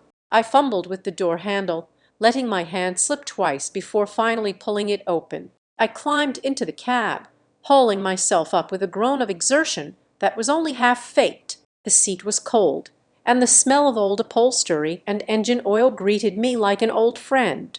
I sat there for a moment, and staring through the windshield at the house. Sarah stood in the doorway, arms crossed, hugging herself against the cold, waiting for me to leave, waiting for the problem to drive itself away, so she could go back inside and plan my demise. I turned the key. The engine roared to life, a deep guttural sound that vibrated through the frame. I put it in gear and pulled away slowly, creeping down the long driveway at 10 mph. I watched in the rear view mirror as Sarah watched me go. When I turned onto the street, she finally closed the door. The light from the hallway was cut off, plunging the driveway into darkness. And just like that, the show was over. As soon as I rounded the first bend and the house disappeared behind the line of trees, I let out a breath I felt I had been holding for 3 hours. The transformation was instantaneous. My shoulders, which had been hunched up toward my ears, dropped and broadened. The tremor in my hands, which I had maintained with agonizing discipline, stopped completely. I gripped the steering wheel, not with the desperate clutch of a frightened old man, but with the firm, confident hands of a man who knew exactly where he was going. I glanced at the rear-view mirror. The face looking back at me was not the vacant, confused visage of Joseph Bennet, the dementia patient. It was the face of Joseph Bennet, the man who had raised a family, buried a wife, and built bridges that spanned raging rivers. My eyes were clear, sharp, and burning with a cold blue fire. "You want to fight, Sarah," I whispered to the empty cab, my voice deep and steady. "You want to drag me into the mud. Fine, but you forgot one thing. I was born in the mud. I built my way out of it, and I can sure as hell push you back into it." I reached into my pocket and pulled out the digital recorder. I pressed the stop button, ensuring the red light winked out. That little device held the keys to my freedom and their destruction. It held the sound of their betrayal, the audio proof of their conspiracy. I placed it gently on the passenger seat, treating it with the reverence due a loaded weapon. The drive home was a blur of tactical planning. My mind, the engineer's mind that they thought had rusted shut, was spinning at high velocity. I analyzed the variables. I calculated the load-bearing capacity of their lies. They were banking everything on the emergency hearing tomorrow morning. They needed that conservatorship. They needed the legal authority to seize my accounts and sell my house before the foreclosure on Michael's debt became public. They were desperate, and desperation made people sloppy. I thought about the scene at the table, the way Michael had looked at me when I tore the paper. It wasn't just anger. It was fear. Pure primal fear. He was a man standing on a trapdoor with a noose around his neck, hoping the lever wouldn't pull. Tomorrow I was going to pull that lever. I turned onto the highway, merging seamlessly into traffic. The city lights of Boston twinkled in the distance, a sprawling grid of electricity and concrete. Somewhere in that grid, Richard was working. Somewhere in that grid, a paralegal was digging through property records, finding the truth about Sarah's house. And somewhere in that grid, the real owner of my home was sleeping soundly, unaware that I was coming for him. I wasn't just going home to hide. I was going home to fortify. I had 12 hours before they came for me. 12 hours to secure the perimeter. 12 hours to turn my modest little house into a fortress of legal and financial impregnability. I thought about the check in my pocket, the $500 I had meant to give Sarah. I reached in and pulled it out.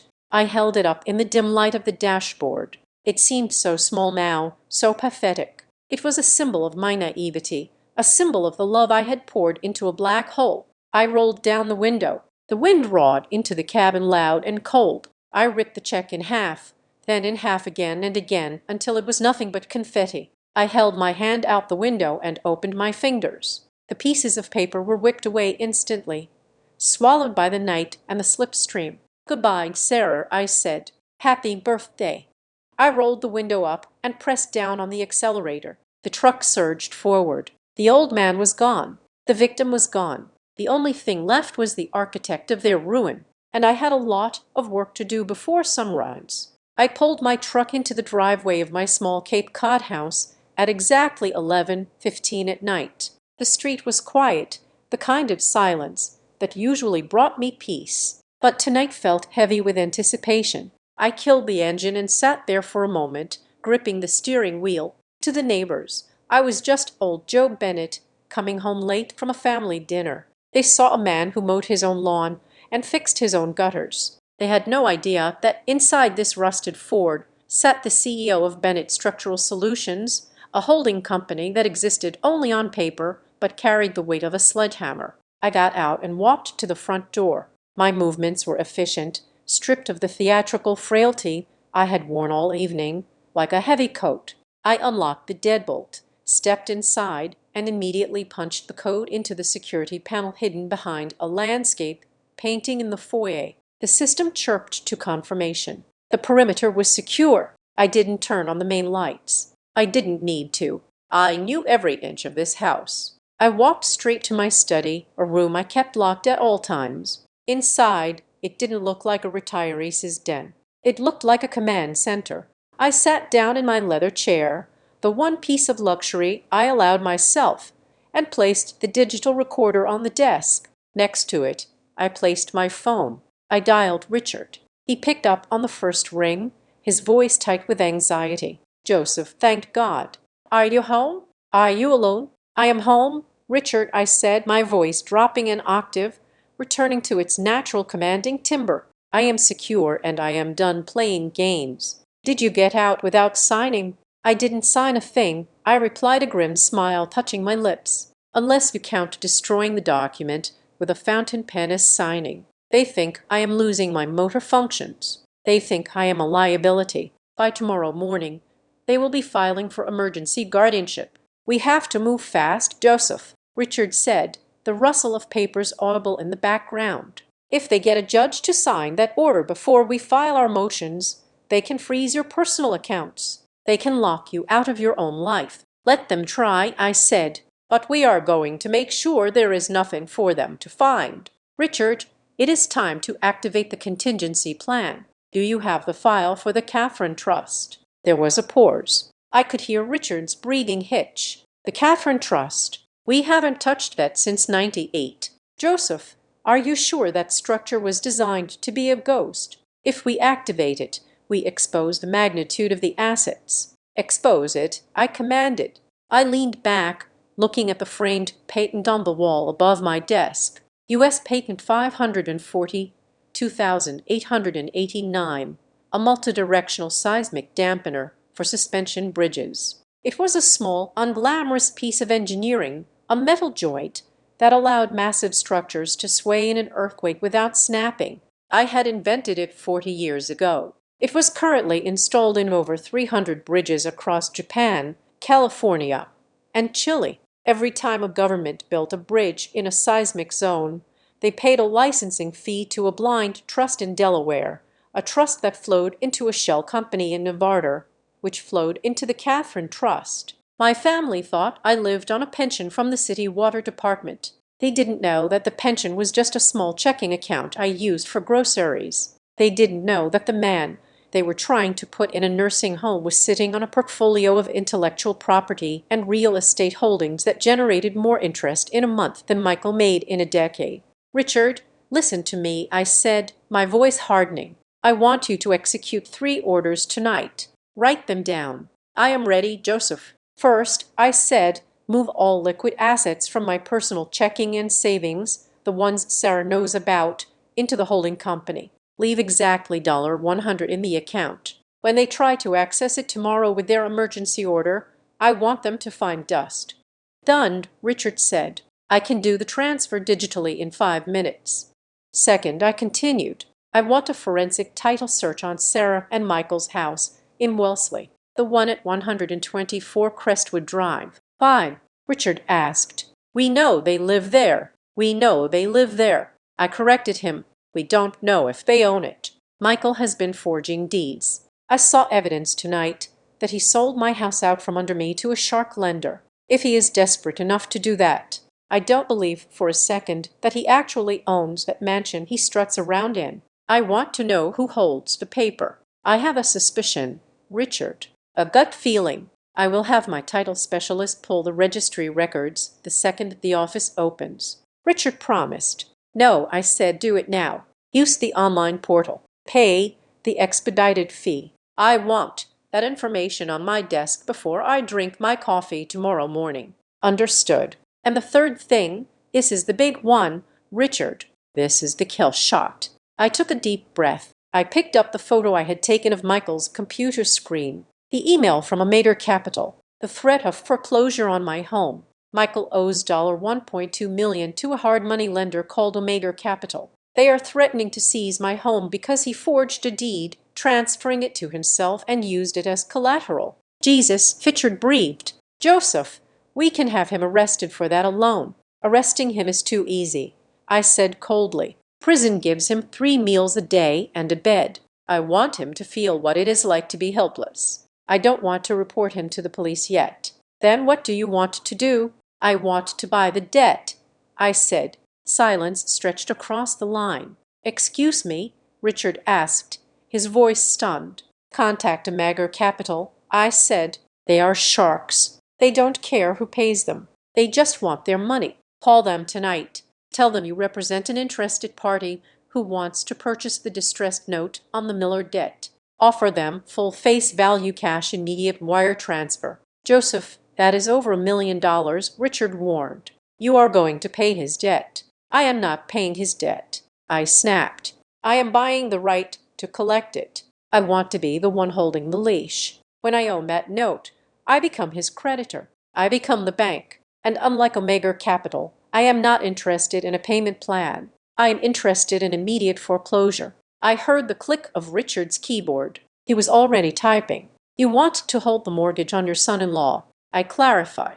No, I said I want to hold the blade. He tried to sell my house to pay his gambling debts. I am going to take his house, his car, and his dignity to pay mine. Buy the note, Richard. Use the funds from the patent royalties. Have the paperwork ready for me to sign when I walk into your office. This is ruthless, Richard said, but there was a hint of admiration in his voice. They wanted to put me in Greenfields, Richard, I said, my voice dropping to a whisper. They wanted me to die in a room that smells of urine so they could turn my home into a studio. Ruthless is a mercy compared to what they deserve.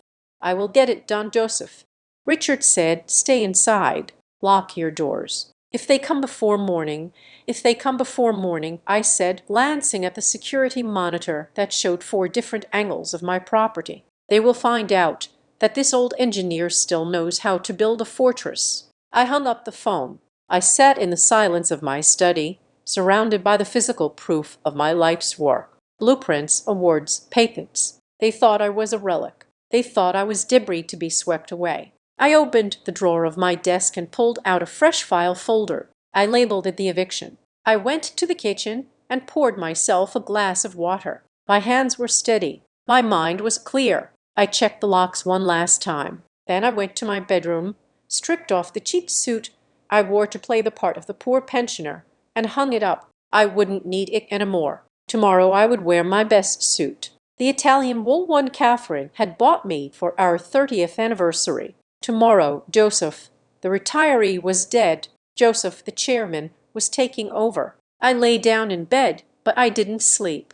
I watched the shadows move across the ceiling, counting the hours until sunrise. I was waiting for the phone to ring. I was waiting for Richard to tell me that I owned Michael Miller. And when that call came, the ground beneath their feet would cease to exist. The sun rose over South Boston with a pale wintry light that offered no warmth, only a harsh exposing clarity. I was already awake. In fact, I hadn't slept. I stood in my kitchen, the aroma of strong black coffee filling the air, a stark contrast to the lukewarm tap water and plastic cups of the night before. I was not wearing the frayed cardigan and stained trousers of the senile old man. I was dressed in a charcoal gray Italian wool suit, a garment I hadn't worn since I accepted the National Infrastructure Award in D.C. 5 years ago. It fit perfectly. I tightened my tie a deep crimson silk and checked my reflection in the hallway mirror. The man looking back wasn't a victim. He was an executioner waiting for the warrant. At exactly 7 a.m. my phone rang. It was Richard. I picked it up before the second ring, my hand steady, my mind sharp as a diamond cutter. Good morning, Richard, I said, taking a sip of coffee. Tell me what you found. Joseph. Richard's voice was breathless, vibrating with a mixture of professional shock and adrenaline. I have the title report for 124 Crestwood Drive. I had my clerk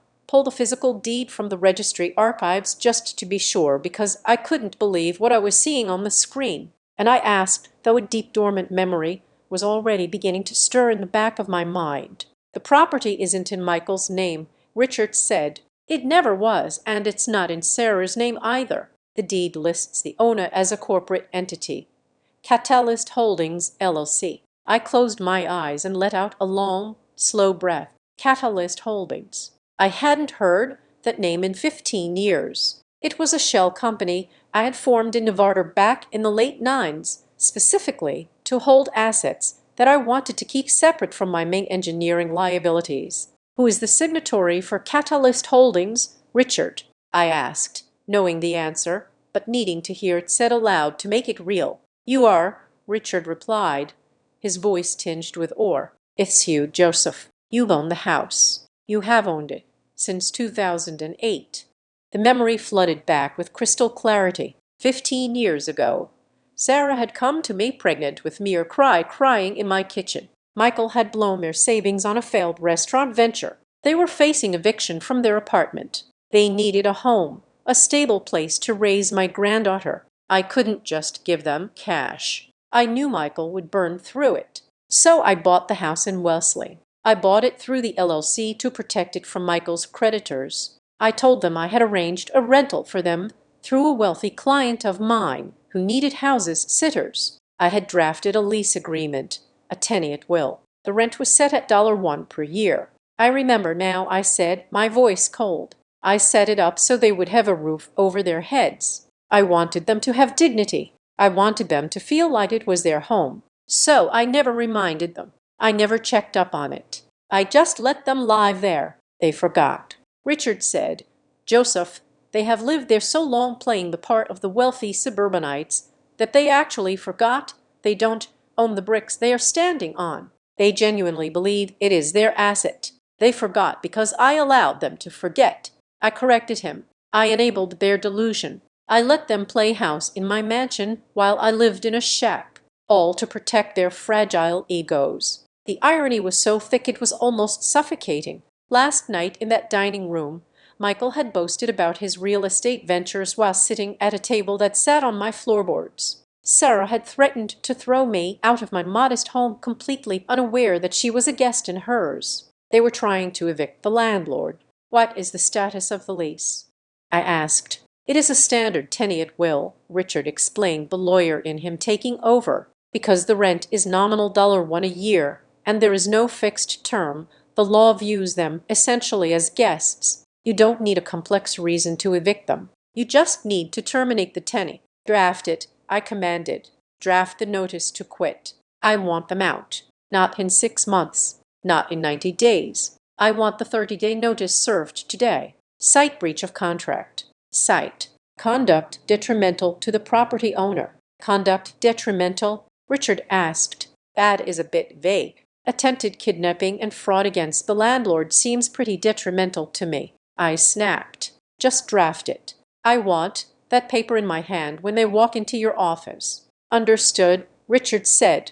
"And Joseph, the other matter, the debt. Did you buy it?" "Yes. We wired the funds to Omega Capital at 4:00 a.m. They were happy to unload a distressed asset. We bought the note for 90 cents on the dollar. You are now the sole lien holder on Michael Miller's personal debts. You own the paper on the $1.2 million he owes. Does he know?"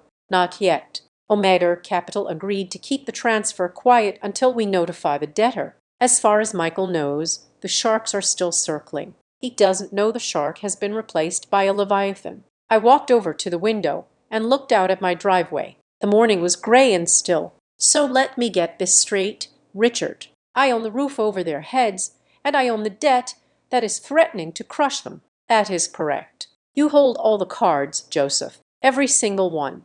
"Good," I said, "because they are coming for me in an hour. They are coming to take a confused old man to a lawyer's office to sign away his freedom. I want you to be ready. I have a team of paralegals prepping the conference room." Richard said, "We have the eviction notice, the transfer of debt, and the motion to dismiss their conservatorship petition. When they walk in, we will hit them with everything at once."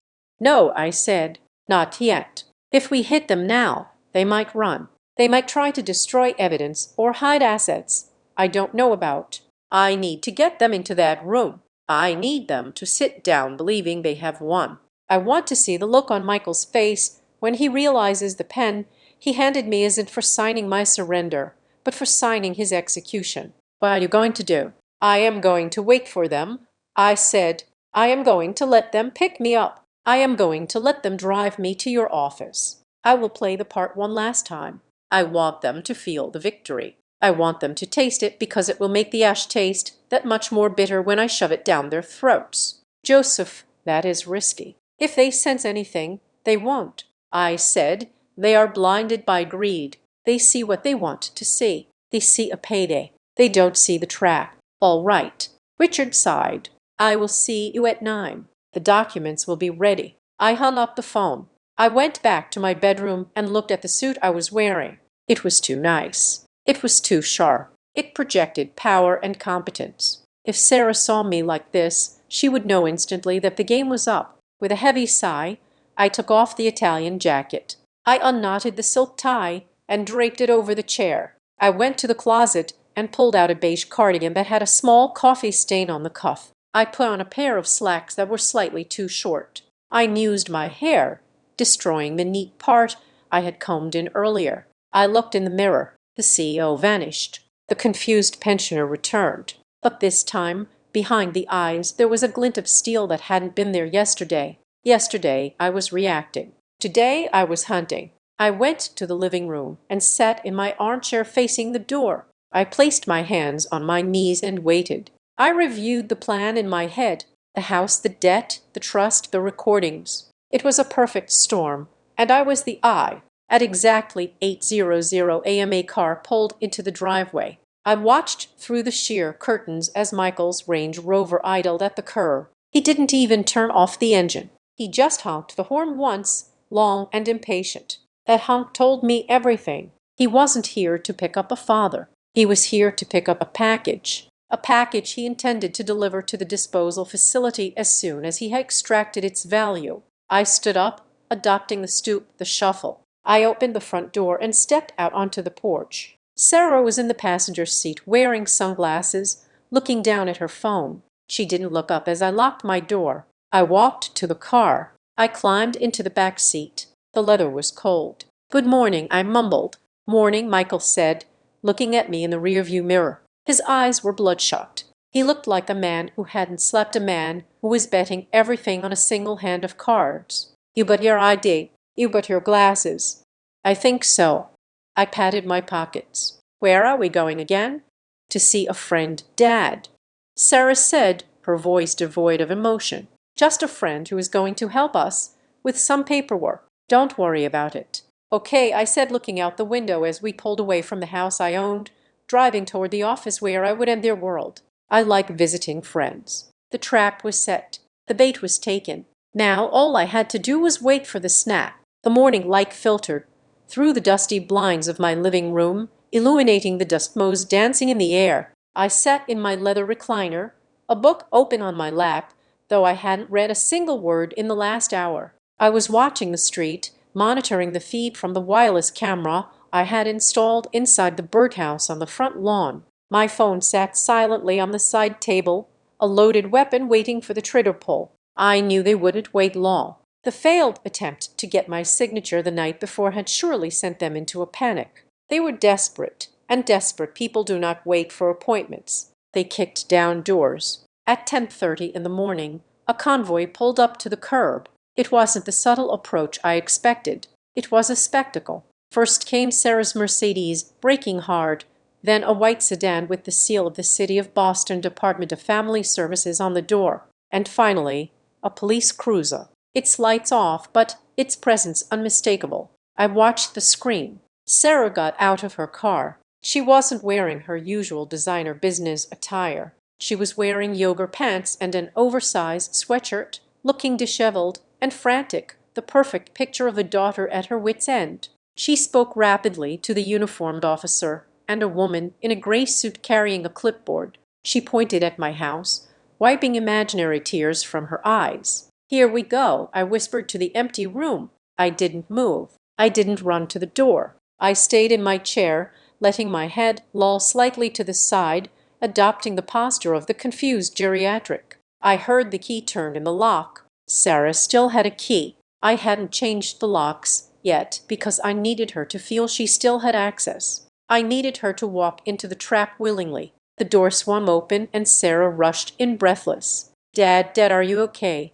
She spotted me in the chair and let out a dramatic sob, rushing over to kneel beside me. She grabbed my hands, her grip tight and sweaty. "Oh, thank God." She cried loud enough for the people in the hallway to hear. "I was so worried. You didn't answer the phone. I thought you might have fallen." I blinked slowly, looking at her with a dazed expression. "Sarah," I croaked. "Is it Tuesday?" Behind her, the police officer and the social worker stepped into the living room. The officer was young, burly with a crew cut. He looked uncomfortable. The social worker was middle-aged with tired eyes that scanned the room looking for signs of neglect. "Dad, this is Officer Miller and Miss Perkins," Sarah explained, her voice trembling. "We are all just here to make sure you are safe. I told them about the stove and how you get confused." I looked at the officer. "I didn't touch the stove," I whispered. "I just made tea." "See," Sarah said, turning to the social worker. "He thinks he made tea. The kettle is cold. He hallucinates tasks he hasn't done." Miss Perkins stepped forward. "Mr. Bennett, my name is Janice. I am with Adult Protective Services. Your daughter filed a report stating you are living in unsafe conditions. We just need to ask you a few questions." I shrank back into the leather chair, pulling my cardigan tighter around me. "I don't want to go," I whimpered. "I like my house." "No one is making you go anywhere just yet, Mr. Bennett," Janice said softly. "We just want to assess the environment." Sarah stood up, wiping her eyes. "I am sorry. I am just a nervous wreck. Dad, would you like some water? My throat is parched, too." "Officer, can I get you anything?" "No, ma'am. I am fine," the officer said. "I will get some water for Dad," Sarah said. She turned and walked into the kitchen. I watched her go. My heart began to hammer against my ribs, not from fear, but from anticipation. I knew exactly what she was doing. The kitchen was visible from my chair through the open archway, but the stove itself was tucked behind the refrigerator wall. She was out of direct line of sight for the officer and the social worker. But I knew my house. I knew the layout, and I knew my daughter. I heard the clink of glasses. I heard the tap run, and then, underneath the sound of the rushing water, I heard a faint metallic click. It was the sound of the gas knob being pushed in and turned. It was a distinctive sound, one I had heard thousands of times. Usually, it was followed by the rhythmic clicking of the igniter. Click, click, click. Whoosh. But this time, there was no clicking, just the soft hiss of gas escaping the burner. She had turned the dial just enough to open the valve, but not far enough to trigger the spark. She walked back into the living room, holding a glass of water. She handed it to me, her hands shaking. "Here, Dad, drink this," she said. She sat down on the ottoman opposite me, blocking my view of the kitchen. She started talking fast, asking Janice about the procedure for emergency placement, filling the air with noise. "So if you determine he is a danger, can we get him into a facility today?" she asked. "I have a bed reserved at Greenfields, but they need the authorization. We have to evaluate him first." "Mrs. Miller," Janice said, checking boxes on her form. "Can you tell me, Mr. Bennett, do you know who the president is?" I looked at her. I knew who the president was. I knew the vice president. I knew the prime minister of the UK. Eisenhower, I guessed. Janice made a mark on her paper. Sarah let out a sigh of tragic resignation. Suddenly, the officer sniffed. He frowned, tilting his head. He sniffed again, louder this time. "Do you smell that?" he asked. "Smell what?" Sarah asked innocently, looking around. "Gas," the officer said. His voice went from casual to command in a split second. "I smell gas." He stood up, hand moving to his radio. "Gas." Sarah jumped up, feigning panic. "Oh my God, Dad. Did you touch the stove again?" I didn't move. I whispered, clutching the water glass. The officer rushed into the kitchen. I heard him curse. "Jesus!" he shouted. "The burner is wide open." He scrambled to turn the knob off. The hiss stopped. He threw open the window above the sink. "Ms. Perkins, get them out of here," the officer yelled. "The concentration is high. It could have blown any second." Sarah screamed, a shrill theatrical sound. She grabbed me, pulling me out of the chair. "He tried to kill us," she wailed, dragging me toward the front door. "He tried to blow us up. I told you. I told you he was dangerous."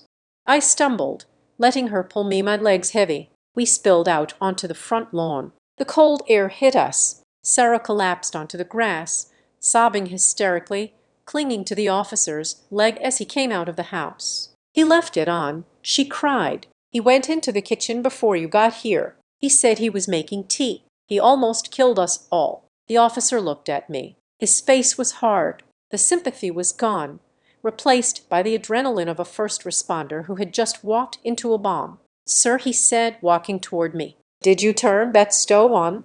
I'm wanted tea." I stammered, my eyes wide. "You endangered everyone in that house?" The officer said, "Ma'am, you were right. This is an immediate threat to life and safety." Janice, the social worker, looked shaken. She was staring at the house, then at me. "We can't leave him here," she said, her voice trembling. "This is a Section 12 situation. He is an imminent danger to himself and others. We need to transport him for an emergency psychiatric hold." Section 12. Involuntary commitment. 72 hours in a lockdown ward. Drugged, sedated, declared incompetent. By default. If they took me now, Sarah would have the keys to the house within the hour. She would find the documents in my study. She would find the recorder. She would burn it all. "No," I said, backing away. "I don't want to go." "It is not a choice, sir," the officer said, reaching for his handcuffs. "We are taking you into protective custody. It is for your own good." Sarah looked up from her fake tears. Behind her hands I saw a flash of a smile, a cold, victorious smirk. She had done it. She had played the ultimate card. She had framed her own father for attempted arson to get a signature on a bank account. "Dad, please just go with them," she pleaded. "Don't make it harder. We just want you safe." The officer's hand closed around my upper arm. The grip was iron. He spun me around, pushing me toward the cruiser. "You have the right to remain silent." He recited the words, automatic. I felt the cold metal of the car against my chest as he pushed me down onto the hood to cuff me. The neighbors were coming out on their porches. Mrs. Gable from across the street was watching, her hand over her mouth. To the world, I was a senile pyromaniac being taken away before I'd burned the neighborhood down. I had seconds. Once those cuffs clicked shut, once I was in the back of that car, my credibility would be zero. I would just be a raving lunatic. I took a deep breath. The engineer stepped forward. "Officer," I said, my voice suddenly crisp, clear, and devoid of any tremor. "Before you arrest me for a crime I didn't commit, I suggest you look at the grandfather clock in the hallway." The officer paused, the handcuff dangling inches from my wrist. He looked at me confused by the sudden change in my tone. What he asked, "Thank you so much for being here. Before we go any further, tell me in the comments where you're watching from, because this story began the moment I picked up that phone and realized something wasn't right. Also, just a quick note, parts of this story have been lightly dramatized for storytelling and educational purposes. Any resemblance to real people or places is purely coincidental, but the message behind it is completely real." "The grandfather clock," I repeated, standing up straight, shaking off his grip with a shrug of my shoulder that surprised him. "There is a camera lens inside the number 6. It is a wide-angle 4K motion-activated security camera, and it points directly into the kitchen." Sarah stopped crying instantly. Her head snapped up. Her face went from tragic to terrified in a heartbeat. "He is lying," she screamed, scrambling to her feet. "He is crazy. He thinks clocks are watching him. Put him in the car. Check the feed," I said, looking the officer dead in the eye. My voice was the voice that had commanded construction crews of 200 men. "My phone is in my right pocket. Unlock code is 1952. The app is called Sentinel. Open it. Look at the clip from 3 minutes ago." The officer looked at me, then at Sarah. Sarah was pale, ghostly white. She lunged from me, trying to grab my pocket. "Don't listen to him. He is delusional." "Back off, ma'am," the officer barked, stepping between us. He looked at me with a new expression, suspicion, but not of me. He reached into my pocket and pulled out the phone. "If this is nonsense, sir, I am adding obstruction to your file," he warned. "It is not nonsense," I said calmly. He tapped the screen. He entered the code. He opened the app. I watched his eyes scan the video feed. I knew exactly what he was seeing. A high-definition color video of Sarah Miller walking into the kitchen, checking over her shoulder to ensure no one was watching, reaching out and deliberately turning the gas knob without engaging the ignitor, then walking away with a glass of water and a smile. The officer watched it twice. The silence on the lawn was absolute. Even the birds seemed to stop singing. He slowly lowered the phone. He looked at Sarah. His hand moved away from his handcuffs and rested on his taser. "Ma'am," he said, his voice dangerously low, "step away from your father." "What?" Sarah shrieked, her voice cracking. "You can't believe him. It is a deep fake. He tampered with it. Step away." The officer shouted. Janice, the social worker, walked over and looked at the screen. She gasped, covering her mouth. "Oh my God," she whispered. "She did it. She turned it on."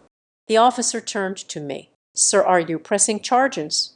I looked at Sarah. She was trembling, vibrating with fear and rage. She looked like a trapped animal. I smoothed my jacket. I adjusted my cuffs. "No, officer," I said. "Not yet. I don't want her arrested today." "Why?" the officer asked, stunned. "She tried to frame you. She endangered your life because I said," looking at my daughter with eyes as cold as the grave, "I have a meeting with my lawyer on Friday, and I want her to be there. I want her to be free to come to that meeting because jail is too easy. I want to look her in the eye when I take everything she has." I turned to the officer. "But I would like you to file a report.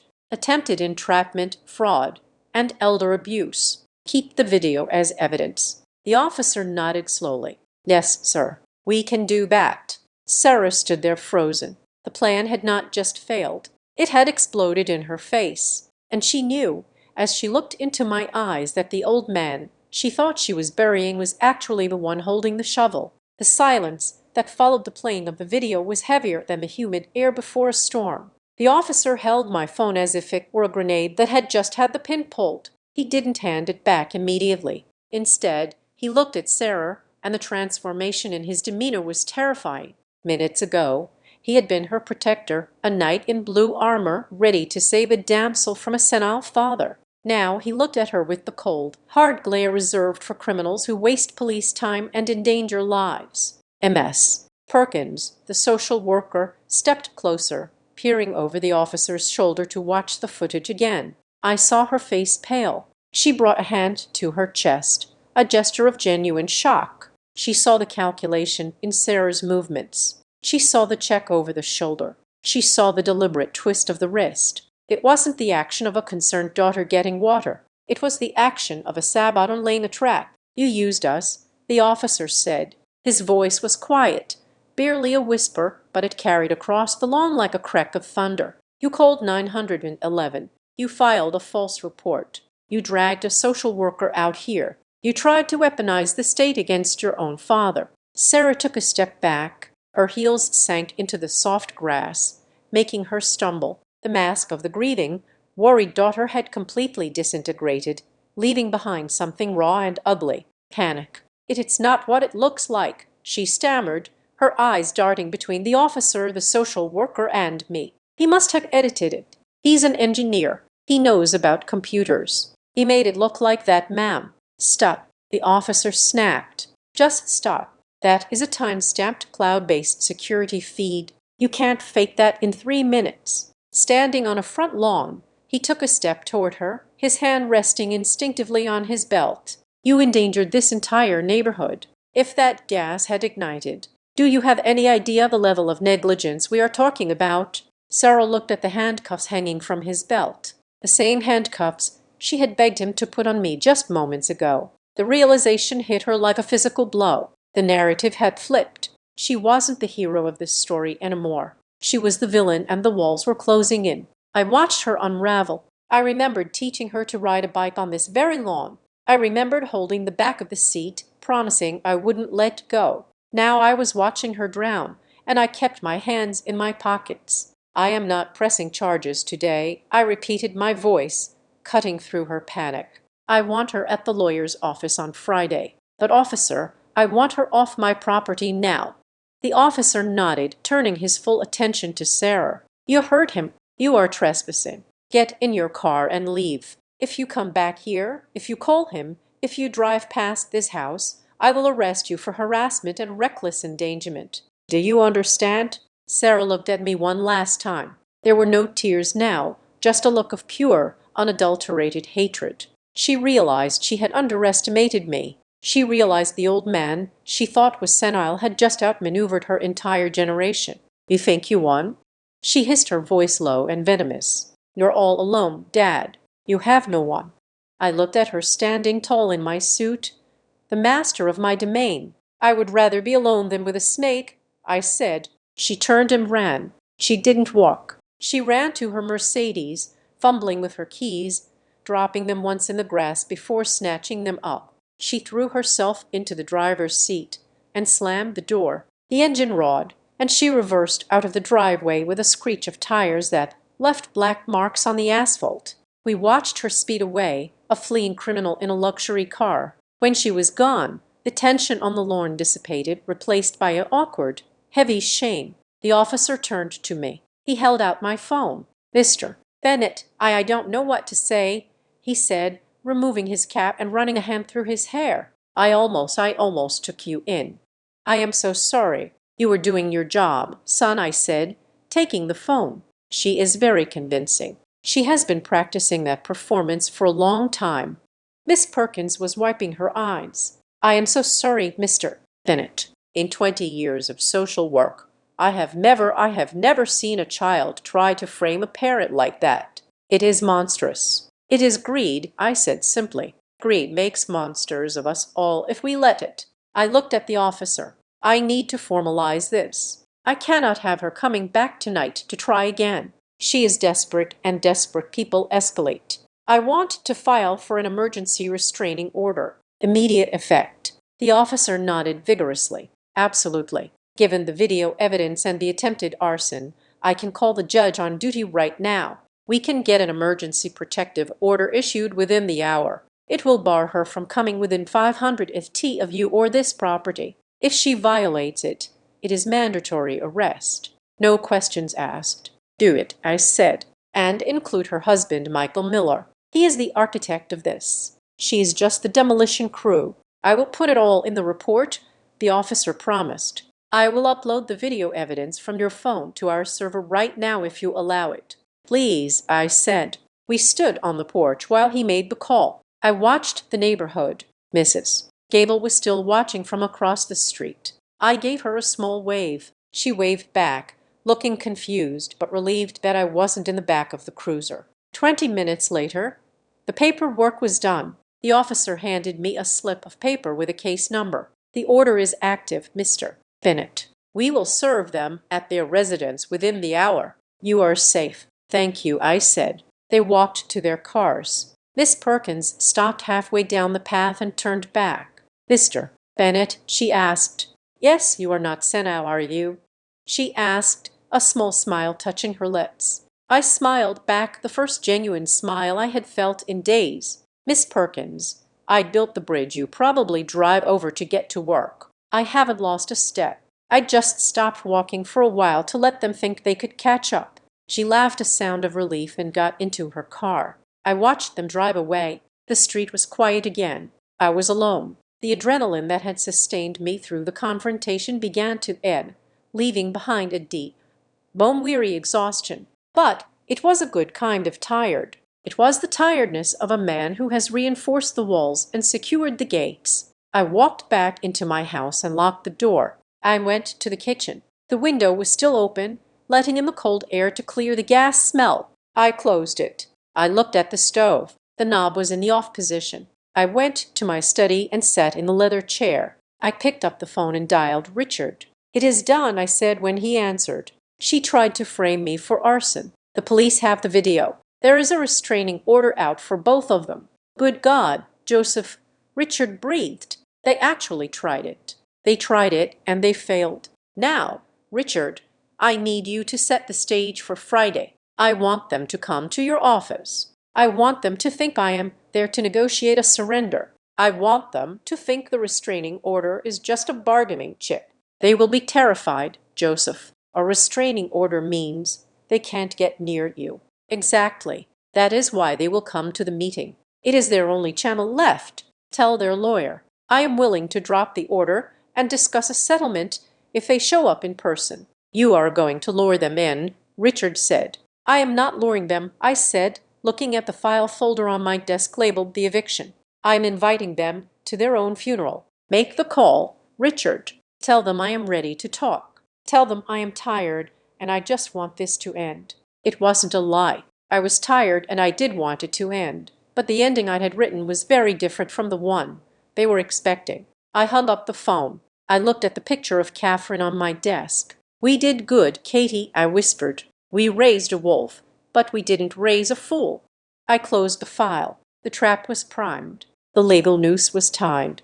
Now all I had to do was wait for Friday, wait for the moment when I would walk into that conference room and pull the floor out from under the people who had tried to bury me. 2 days later, I stood in the hallway outside the main conference room of Powell and Associates. The frosted glass wall allowed me to see the silhouettes of the people waiting inside. Sarah was pacing back and forth, her arms crossed tightly over her chest, a posture of defensive aggression. Michael was slumped in a chair, tapping his foot with a nervous rhythm that vibrated through the floor. They looked like people waiting for a bus, not people facing their doom. They still believed they had leverage. They thought the restraining order was a tantrum, a desperate flailing of an old man who had been cornered. They had come here expecting to accept my apology and perhaps, if they were feeling generous, allow me to move into a slightly nicer room at the nursing home in exchange for signing over my assets. I adjusted my crimson silk tie in the reflection of the glass.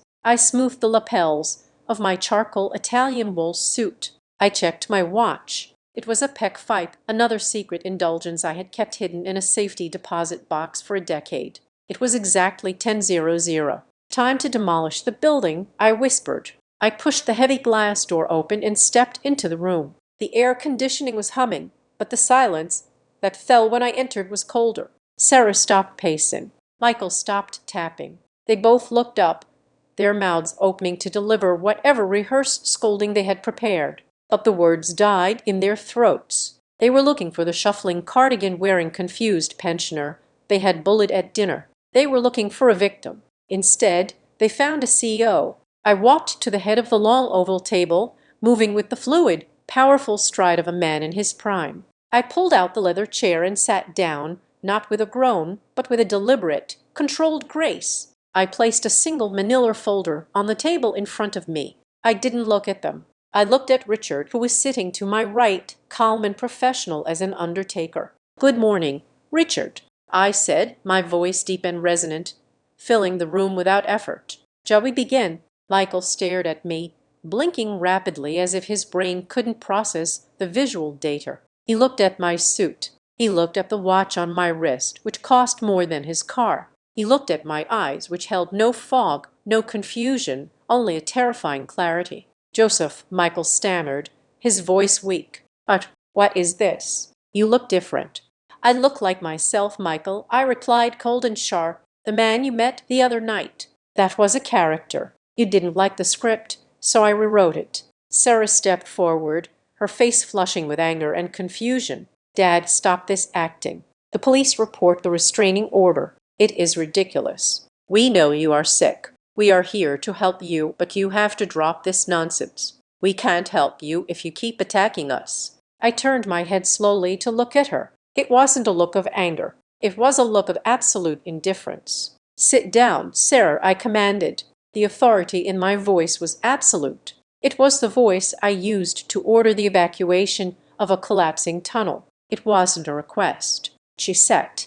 She didn't want to, but her body obeyed the command before her mind could protest. "We are not here to discuss my health," I said. "We are here to discuss your eviction." Michael let out a short, incredulous laugh. "Eviction, Dad? You don't even know where you live half the time. You can't evict anyone. We are here to discuss the conservatorship. Our lawyer is on his way, and your lawyer isn't coming." Richard cut in smoothly. "I spoke to him 10 minutes ago, when I sent over the evidence of the attempted entrapment and the video of the gas stove incident. He recused himself. He doesn't want to be disbarred for aiding in a criminal conspiracy." "You are unrepresented, Michael." Michael palled. He looked at the empty chair where his legal shield was supposed to be. "Now about the eviction." Richard continued, sliding a document across the polished mahogany table. It stopped right in front of Michael. "This is a notice to quit." Richard explained.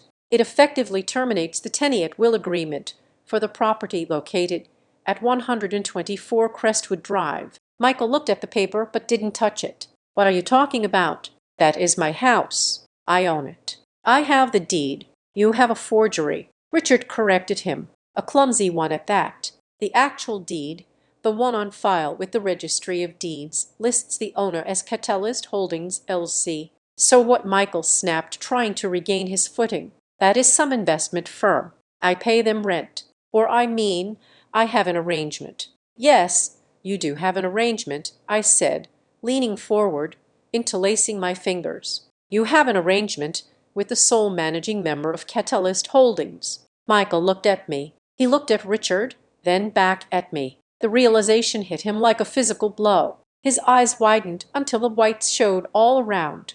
You, he whispered. You own the house. I bought it 15 years ago, I said, my voice devoid of mercy. When you were broke and Sarah was pregnant. I set up the LLC to protect it from your incompetence. I gave you a lease for $1 a year so you could feel like a man. I let you live there. I let you raise my granddaughter there. And how did you repay me? You tried to sell it out from under me to a loan shark. Michael shrank in his chair. He looked small. He looked like a child caught stealing from the collection plate. I didn't sell it, he stammered. I needed a bridge loan. I was going to pay it back. You forged a deed transfer. I said, that is a felony, Michael, but I am not sending you to jail for that. Not yet. Sarah was staring at me, her mouth agape. You own our house. You have millions of dollars in property, and you let us struggle. You let us worry about money. I let you live rent-free for 15 years. I snapped, my voice cracking like a whip. I paid your tuition. I paid your credit cards. I covered your mistakes. And you call that struggle? You have never struggled a day in your life, Sarah. But that changes today. Richard slid another document across the table. This one was thicker bound in blue legal paper. The notice to quit gives you 30 days to vacate, Richard said. However, given the hostile actions taken against the landlord, specifically the attempt to have him institutionalized, we are filing for an accelerated eviction based on nuisance and danger to the property owner. You have 7 days. 7 days? Sarah shrieked. We can't move in 7 days. Where will we go? That is not my concern, I said. You have a Mercedes. You can sleep in that. Michael was shaking his head, muttering to himself, this can't be happening. This isn't real. Omega Capital, they won't let you do this. They have a lien. Yes, Richard said, a shark-like smile spreading across his face. Omega Capital, we should talk about them. He pulled the final document from his briefcase. He placed it gently in front of Michael. It was a transfer of note and lien. Omega Capital was very happy to do business with us. Richard said, they were quite worried about the default status of your loan, Michael. $1.2 million is a lot of bad debt to carry. So when Joseph offered to buy the note for cash, they accepted immediately. Michael looked at the document. He read the header, Assanini Joseph Bennett. I watched the color drain from his face until he was gray. He looked up at me, and for the first time I saw genuine terror. He wasn't looking at a father-in-law anymore. He was looking at his executioner. You bought my debt, he rasped. I own you, Michael, I said softly. I am the bank. I am the collection agency. And I am the foreclosure court. You owe me $1.2, $2 million plus interest plus penalties. And unlike Omega Capital, I am not interested in a payment plan. I stood up, towering over them. I am calling the note. I declared. The full amount is due immediately. Michael slumped forward, putting his head in his hands. He began to sob dry hacking sounds of a man whose life has just been incinerated. Please, he choked out. Please, Joseph, I can't pay that. I don't have it. I know. I said, that is why I am taking everything else. I am taking the cars. I am garnishing your future wages. I am seizing your bank accounts. I am going to strip you down to the studs. Michael, by the time I am done, you won't even be able to afford a plastic spoon. Sarah stood up, tears streaming down her face, ruining her perfect makeup. Dad, please, she begged, reaching out a hand. You can't do this. We are your family. We made a mistake. We are sorry. Please don't destroy us. I looked at her hand, the hand that had turned the gas knob, the hand that had signed the petition to lock me away. You tried to bury me, Sarah. I said, my voice cold and final. You dug a grave for me in a place that smells of urine and death. You stood on my front lawn and tried to have me arrested. You stopped being my family the moment you decided my life was less valuable than your lifestyle. I picked up my folder. I turned to Richard. File the papers, I said. Start the eviction. Execute the lien. I walked toward the door, not looking back at the two weeping figures at the table. They were strangers to me now, just tenants who had overstayed their welcome. Dad, Sarah screamed behind me, a raw sound of total loss. I paused at the door, my hand on the handle. I didn't turn around. You have 7 days, I said. Don't scratch the floors on your way out. I walked out of the conference room and into the hallway. I felt lighter than I had in 20 years. The bridge was burned. The demolition was complete. Now I could finally start building something new. The air in the conference room seemed to be sucked out by the gravity of the document sitting on the table. Michael stared at the transfer of debt. His eyes locked on the figure 1.2 million. He looked at the signature line where the assignee was listed, Joseph Bennett. He looked at me, and the arrogance that had defined him for the 10 years I had known him evaporated like mist in a furnace. He wasn't the master of the universe anymore. He was a man who had gambled with money he didn't have and lost to the one man he couldn't bluff. He made a sound, a low, strangled whimper that was pathetic coming from a grown man. Then he did something that made my stomach turn. He slid out of his chair. He didn't stand up. He slid down his knees, hitting the expensive carpet with a heavy thud. He crawled around the edge of the table, ignoring Richard, ignoring his wife, until he was right in front of me. He reached out, grabbing the hem of my trousers with shaking hands. "Joseph, please," he begged, his voice cracking, tears streaming down his face. "You can't do this. I don't have it. You know I don't have it. If you call this note, they will take everything. They will take my business accounts. They will take my pension fund."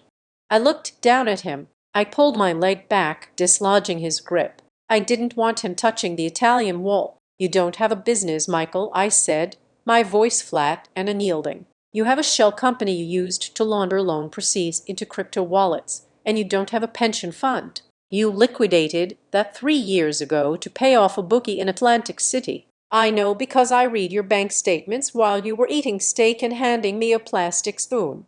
Michael froze. The realization that I had seen everything, that there were no secrets left, crushed him. He slumped forward, his forehead touching the floor, sobbing uncontrollably. "I will work," he gibbered into the carpet. "I will get a job. I will pay you back every cent. I swear it. Just give me time. Don't take the house. Don't take the cars. You are going to work," I agreed, "for the rest of your life, but not to pay me back. You are going to work to survive because as of this moment, your credit score is 0. Your assets are frozen and your reputation is dead." Sarah had been watching this spectacle in stunned silence, her mouth agape. Seeing her husband, the man she had conspired with, groveling on the floor, seemed to snap something inside her. She didn't drop to her knees. She stood up, her face twisting into a mask of righteous indignation. She rushed around the table, not to comfort Michael, but to confront me. "Stop it!" she screamed, slamming her hands onto the table. "Stop it right now. Look at what you are doing to him. You are enjoying this." I looked at her calmly. "I am not enjoying it, Sarah. I am executing a contract, something you and your husband seem to have trouble honoring. You are a monster."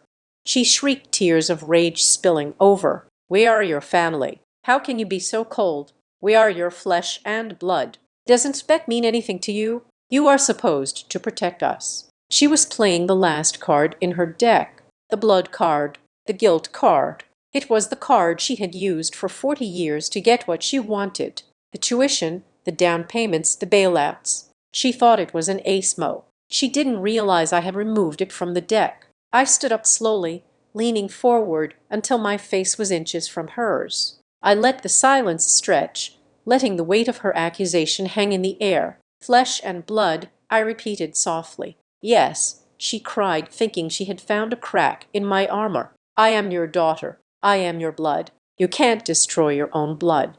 I looked her dead in the eye. My gaze didn't waver. "Sarah," I said, my voice low and terrifyingly calm, "cancer is also flesh and blood. It is made of the body's own cells. It shares the same DNA. It feeds on the same blood supply. But when a tumor starts to consume the host, when it starts to kill the body that created it, you don't nurture it. You don't protect it because it is family. You cut it out. You radiate it. You kill it before it kills you. Sarah recoiled as if I had slapped her. Her face went pale, her eyes wide with shock. You are calling me cancer," she whispered. "I am calling you a liability," I said. "You tried to institutionalize me. You tried to steal my identity. You tried to frame me for arson. You are a malignancy in my life, Sarah, and today is surgery day." I turned away from her, breaking the connection. I looked at Richard. He was holding a pen, his expression solemn. He knew what was coming. He pushed the final document toward me. It was the writ of execution, the legal order that would allow the sheriff to seize their personal property to satisfy the judgment of the debt. It was the document that would put padlocks on their doors and tow trucks in their driveway. "Give me the pen," I said. "Dad, no," Sarah screamed, lunging for the paper. Leibel scrambled up from the floor, his eyes wild. "Joseph, don't. We will do anything. We will sign the papers you want. Just don't sign that." Richard stood up, blocking Sarah's path with his shoulder. "Sit down, Mrs. Miller," he warned, "or I will call security." I didn't look at them. I looked at the paper. I thought about the plastic cup. I thought about the forged deed. I thought about the years of lies. I took the heavy fountain pen from Richard. It was a Mont Blanc, balanced and precise. Unlike the one Michael had forced into my hand 2 nights ago, this one felt right. I uncapped it. The nib was gold and sharp. "You wanted a signature, Michael?" I asked without looking up. "You wanted Joseph Bennett to sign a paper so badly. Well, here it is." I pressed the nib to the paper. I didn't shake. I didn't hesitate. I signed my name in bold, flowing script. Joseph Edward Bennett. The ink glistened black and permanent. "It is done," I said, capping the pen with a decisive click. I handed the document back to Richard. "File it. Call the sheriff. I want the locks changed by sundown." Michael stared at the paper as if it were a death warrant. He made a sound like a balloon deflating, all the fight leaving his body. He collapsed back into his chair, staring at nothing. Sarah was sobbing now, a roar, ugly sound of total defeat. She looked at me, her eyes pleading one last time. "Where will we go?" She wept. "We have nowhere to go." I adjusted my cuffs. I checked my watch. "You have a checking account with about $400 in it," I said, "and you have a Mercedes that is paid up until the end of the month. I suggest you find a motel that accepts cash. Or perhaps you can check into Green Fields. I hear they have beds available." I walked past them. I didn't look back. I could hear Sarah weeping, calling out my name, but the sound was distant, like a radio playing in another room. I walked out of the conference room and into the lobby. The air was cool and clean. I took out my phone and dialed a number. "Hello," a young voice answered. "Mir," I said, my voice softening for the first time in days. "It is Grantor. Grandpa, are you okay? Mom and Dad are freaking out. They said you were meeting a lawyer." "I am fine." "Mir, listen to me. I need you to pack a bag. Just your essentials, your computer, your clothes, your school books." "Fine. What is happening?" "Your parents are going to be going away for a while," I said gently. "There is a car coming to pick you up in 20 minutes. It is a friend of mine. He is going to bring you to my house." "Your house?" "But I am setting up the guest room for you, Mir. It is going to be your studio. High-speed internet, soundproofing, whatever you need. You are going to live with me for a while." "Really?" she asked, her voice small. "You aren't mad at me for what I said at dinner?" "No, honey," I said. "You told the truth. That is all I ever wanted. Just be ready." I hung up. I walked out of the building and into the sunlight. The city looked different today, brighter, sharper. I was 71 years old, and I had just dismantled my old life to build a new foundation. It was terrifying. It was tragic, but it was solid. And for the first time in a long time, it was mine. The deadline expired at 8:00 in the morning on a Friday, exactly 7 days after the meeting in Richard's office. I did not go inside the house at 124 Crestwood Drive. I sat in my car, parked down the street watching the finale of the tragedy my daughter had written for herself. It was a spectacle of absolute humiliation. Two sheriff's deputies stood by the front door, arms crossed and faces impassive as a crew of coach-appointed movers carried boxes out to the curb. They were not careful. They dumped designer clothes, expensive electronics, and pieces of art onto the wet grass like refuse. Michael was the first to emerge. He was screaming at a tow-truck driver who was hooking up his beloved Range Rover. He looked disheveled, unshaven, a man who had not slept in a week. When the truck pulled away, dragging his status symbol with it, he collapsed onto the driveway, sitting in the oil stain left behind. He looked like a child whose toy had been snatched away. Then came Sarah. She walked out holding a single box of personal items. She was wearing sunglasses, likely to hide Icewolf from crying, but they could not hide the shame radiating off her in waves. The neighbors, the people she had tried so hard to impress with her garden parties and her lies, were watching from their windows and driveways. She saw them. She saw Mrs. Higgins from next door shaking her head. She saw the judgment.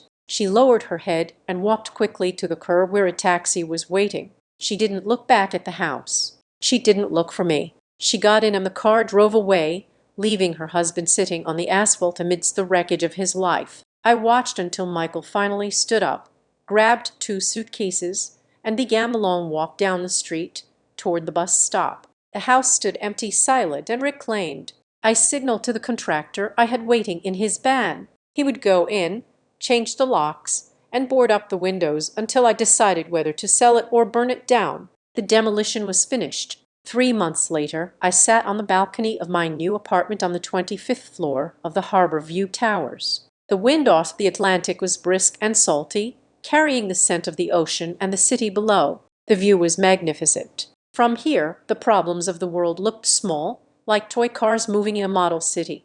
I held a crystal glass in my hand, heavy and perfectly balanced. Inside swirled a vintage Bordeaux, a 1982 Chateau Margaux. I took a sip, savoring the complex notes of earth and fruit. It tasted nothing like the lukewarm water from a plastic sippy cup. It tasted like victory. Inside the apartment, I could hear the faint sound of music. Lear was in her room, the guest suite I had converted into a state-of-the-art recording studio. She was safe. She was thriving. I had set up an irrevocable educational trust for her, managed by Richard. Her tuition was paid through her doctorate if she chose to go that far. She visited her parents occasionally at the motel where they were staying, but she always came back here. She told me they were still blaming everyone but themselves, still waiting for the world to apologize to them. They would wait forever. I leaned against the railing, looking out at the horizon. I was 71 years old. I had lost a daughter, but I had regained my life. I had cut out the rot, and the structure was standing stronger than ever. My phone buzzed on the table. It was a notification from my travel agent. The itinerary for my trip to Italy was confirmed. First class, 5-star hotels. No more hiding. No more pretending to be poor to test the loyalty of wolves. I took another sip of wine. I thought about the doctor's note. Run, he had said, and I had run. I had run straight through the fire and came out the other side forged in steel. I am not alone, I whispered to the wind. I am free. I drained the glass, set it down on the table, and walked back inside, closing the door on the cold. The apartment was warm, the lights were bright, and for the first time in 40 years, I didn't have to worry about anyone turning them off. I learned that family is not defined by DNA, but by loyalty, respect, and genuine care. For 40 years, I sacrificed my dignity on the altar of parenthood, believing that enabling my daughter's greed was an act of love. It wasn't. It was an act of fear. I was afraid to be alone. But standing here, looking at the ocean, I realized that solitude is not the same as loneliness. Solitude is peace. Loneliness is being surrounded by people who view you as a resource to be mined rather than a person to be cherished. It is never too late to reclaim your life, to set boundaries, and to demand the respect you deserve. If they cannot give you that, then you must have the courage to show them the door. Looking back now, I see my own mistakes clearly. I confused sacrifice with love, silence with strength, and tolerance with wisdom. This family story didn't begin with betrayal. It began with my fear of setting boundaries. If I can offer one piece of advice, it's this: don't wait until respect is gone to demand it. Learn from my dad revenge not as an act of anger, but as a warning of what happens when kindness is endlessly exploited. I don't tell this family story to glorify punishment. I tell it because God teaches us that truth matters, dignity matters, and no one parent or child has the right to destroy another soul for comfort or greed. God gave me life, wisdom, and the strength to stand when I was pushed to the ground. And God reminded me that justice does not require cruelty, only courage. This dad revenge is also a reminder that survival sometimes looks like confrontation. This family story proves that protecting yourself is not betrayal, it is responsibility. What happened to me wasn't about revenge for pleasure. This dad revenge was about reclaiming my life when everything was taken from me. Before we part, I'd love to hear from you. Do you believe I did the right thing? Please leave a comment, share this story with someone who might need it, and subscribe to the Azad Revenge Stories channel if stories like this matter to you. Your support keeps these conversations alive. Thank you sincerely for staying with me until the very end. And please note, the next story includes some fictional elements created for educational purposes. If this isn't for you, feel free to exit and choose content better suited to you.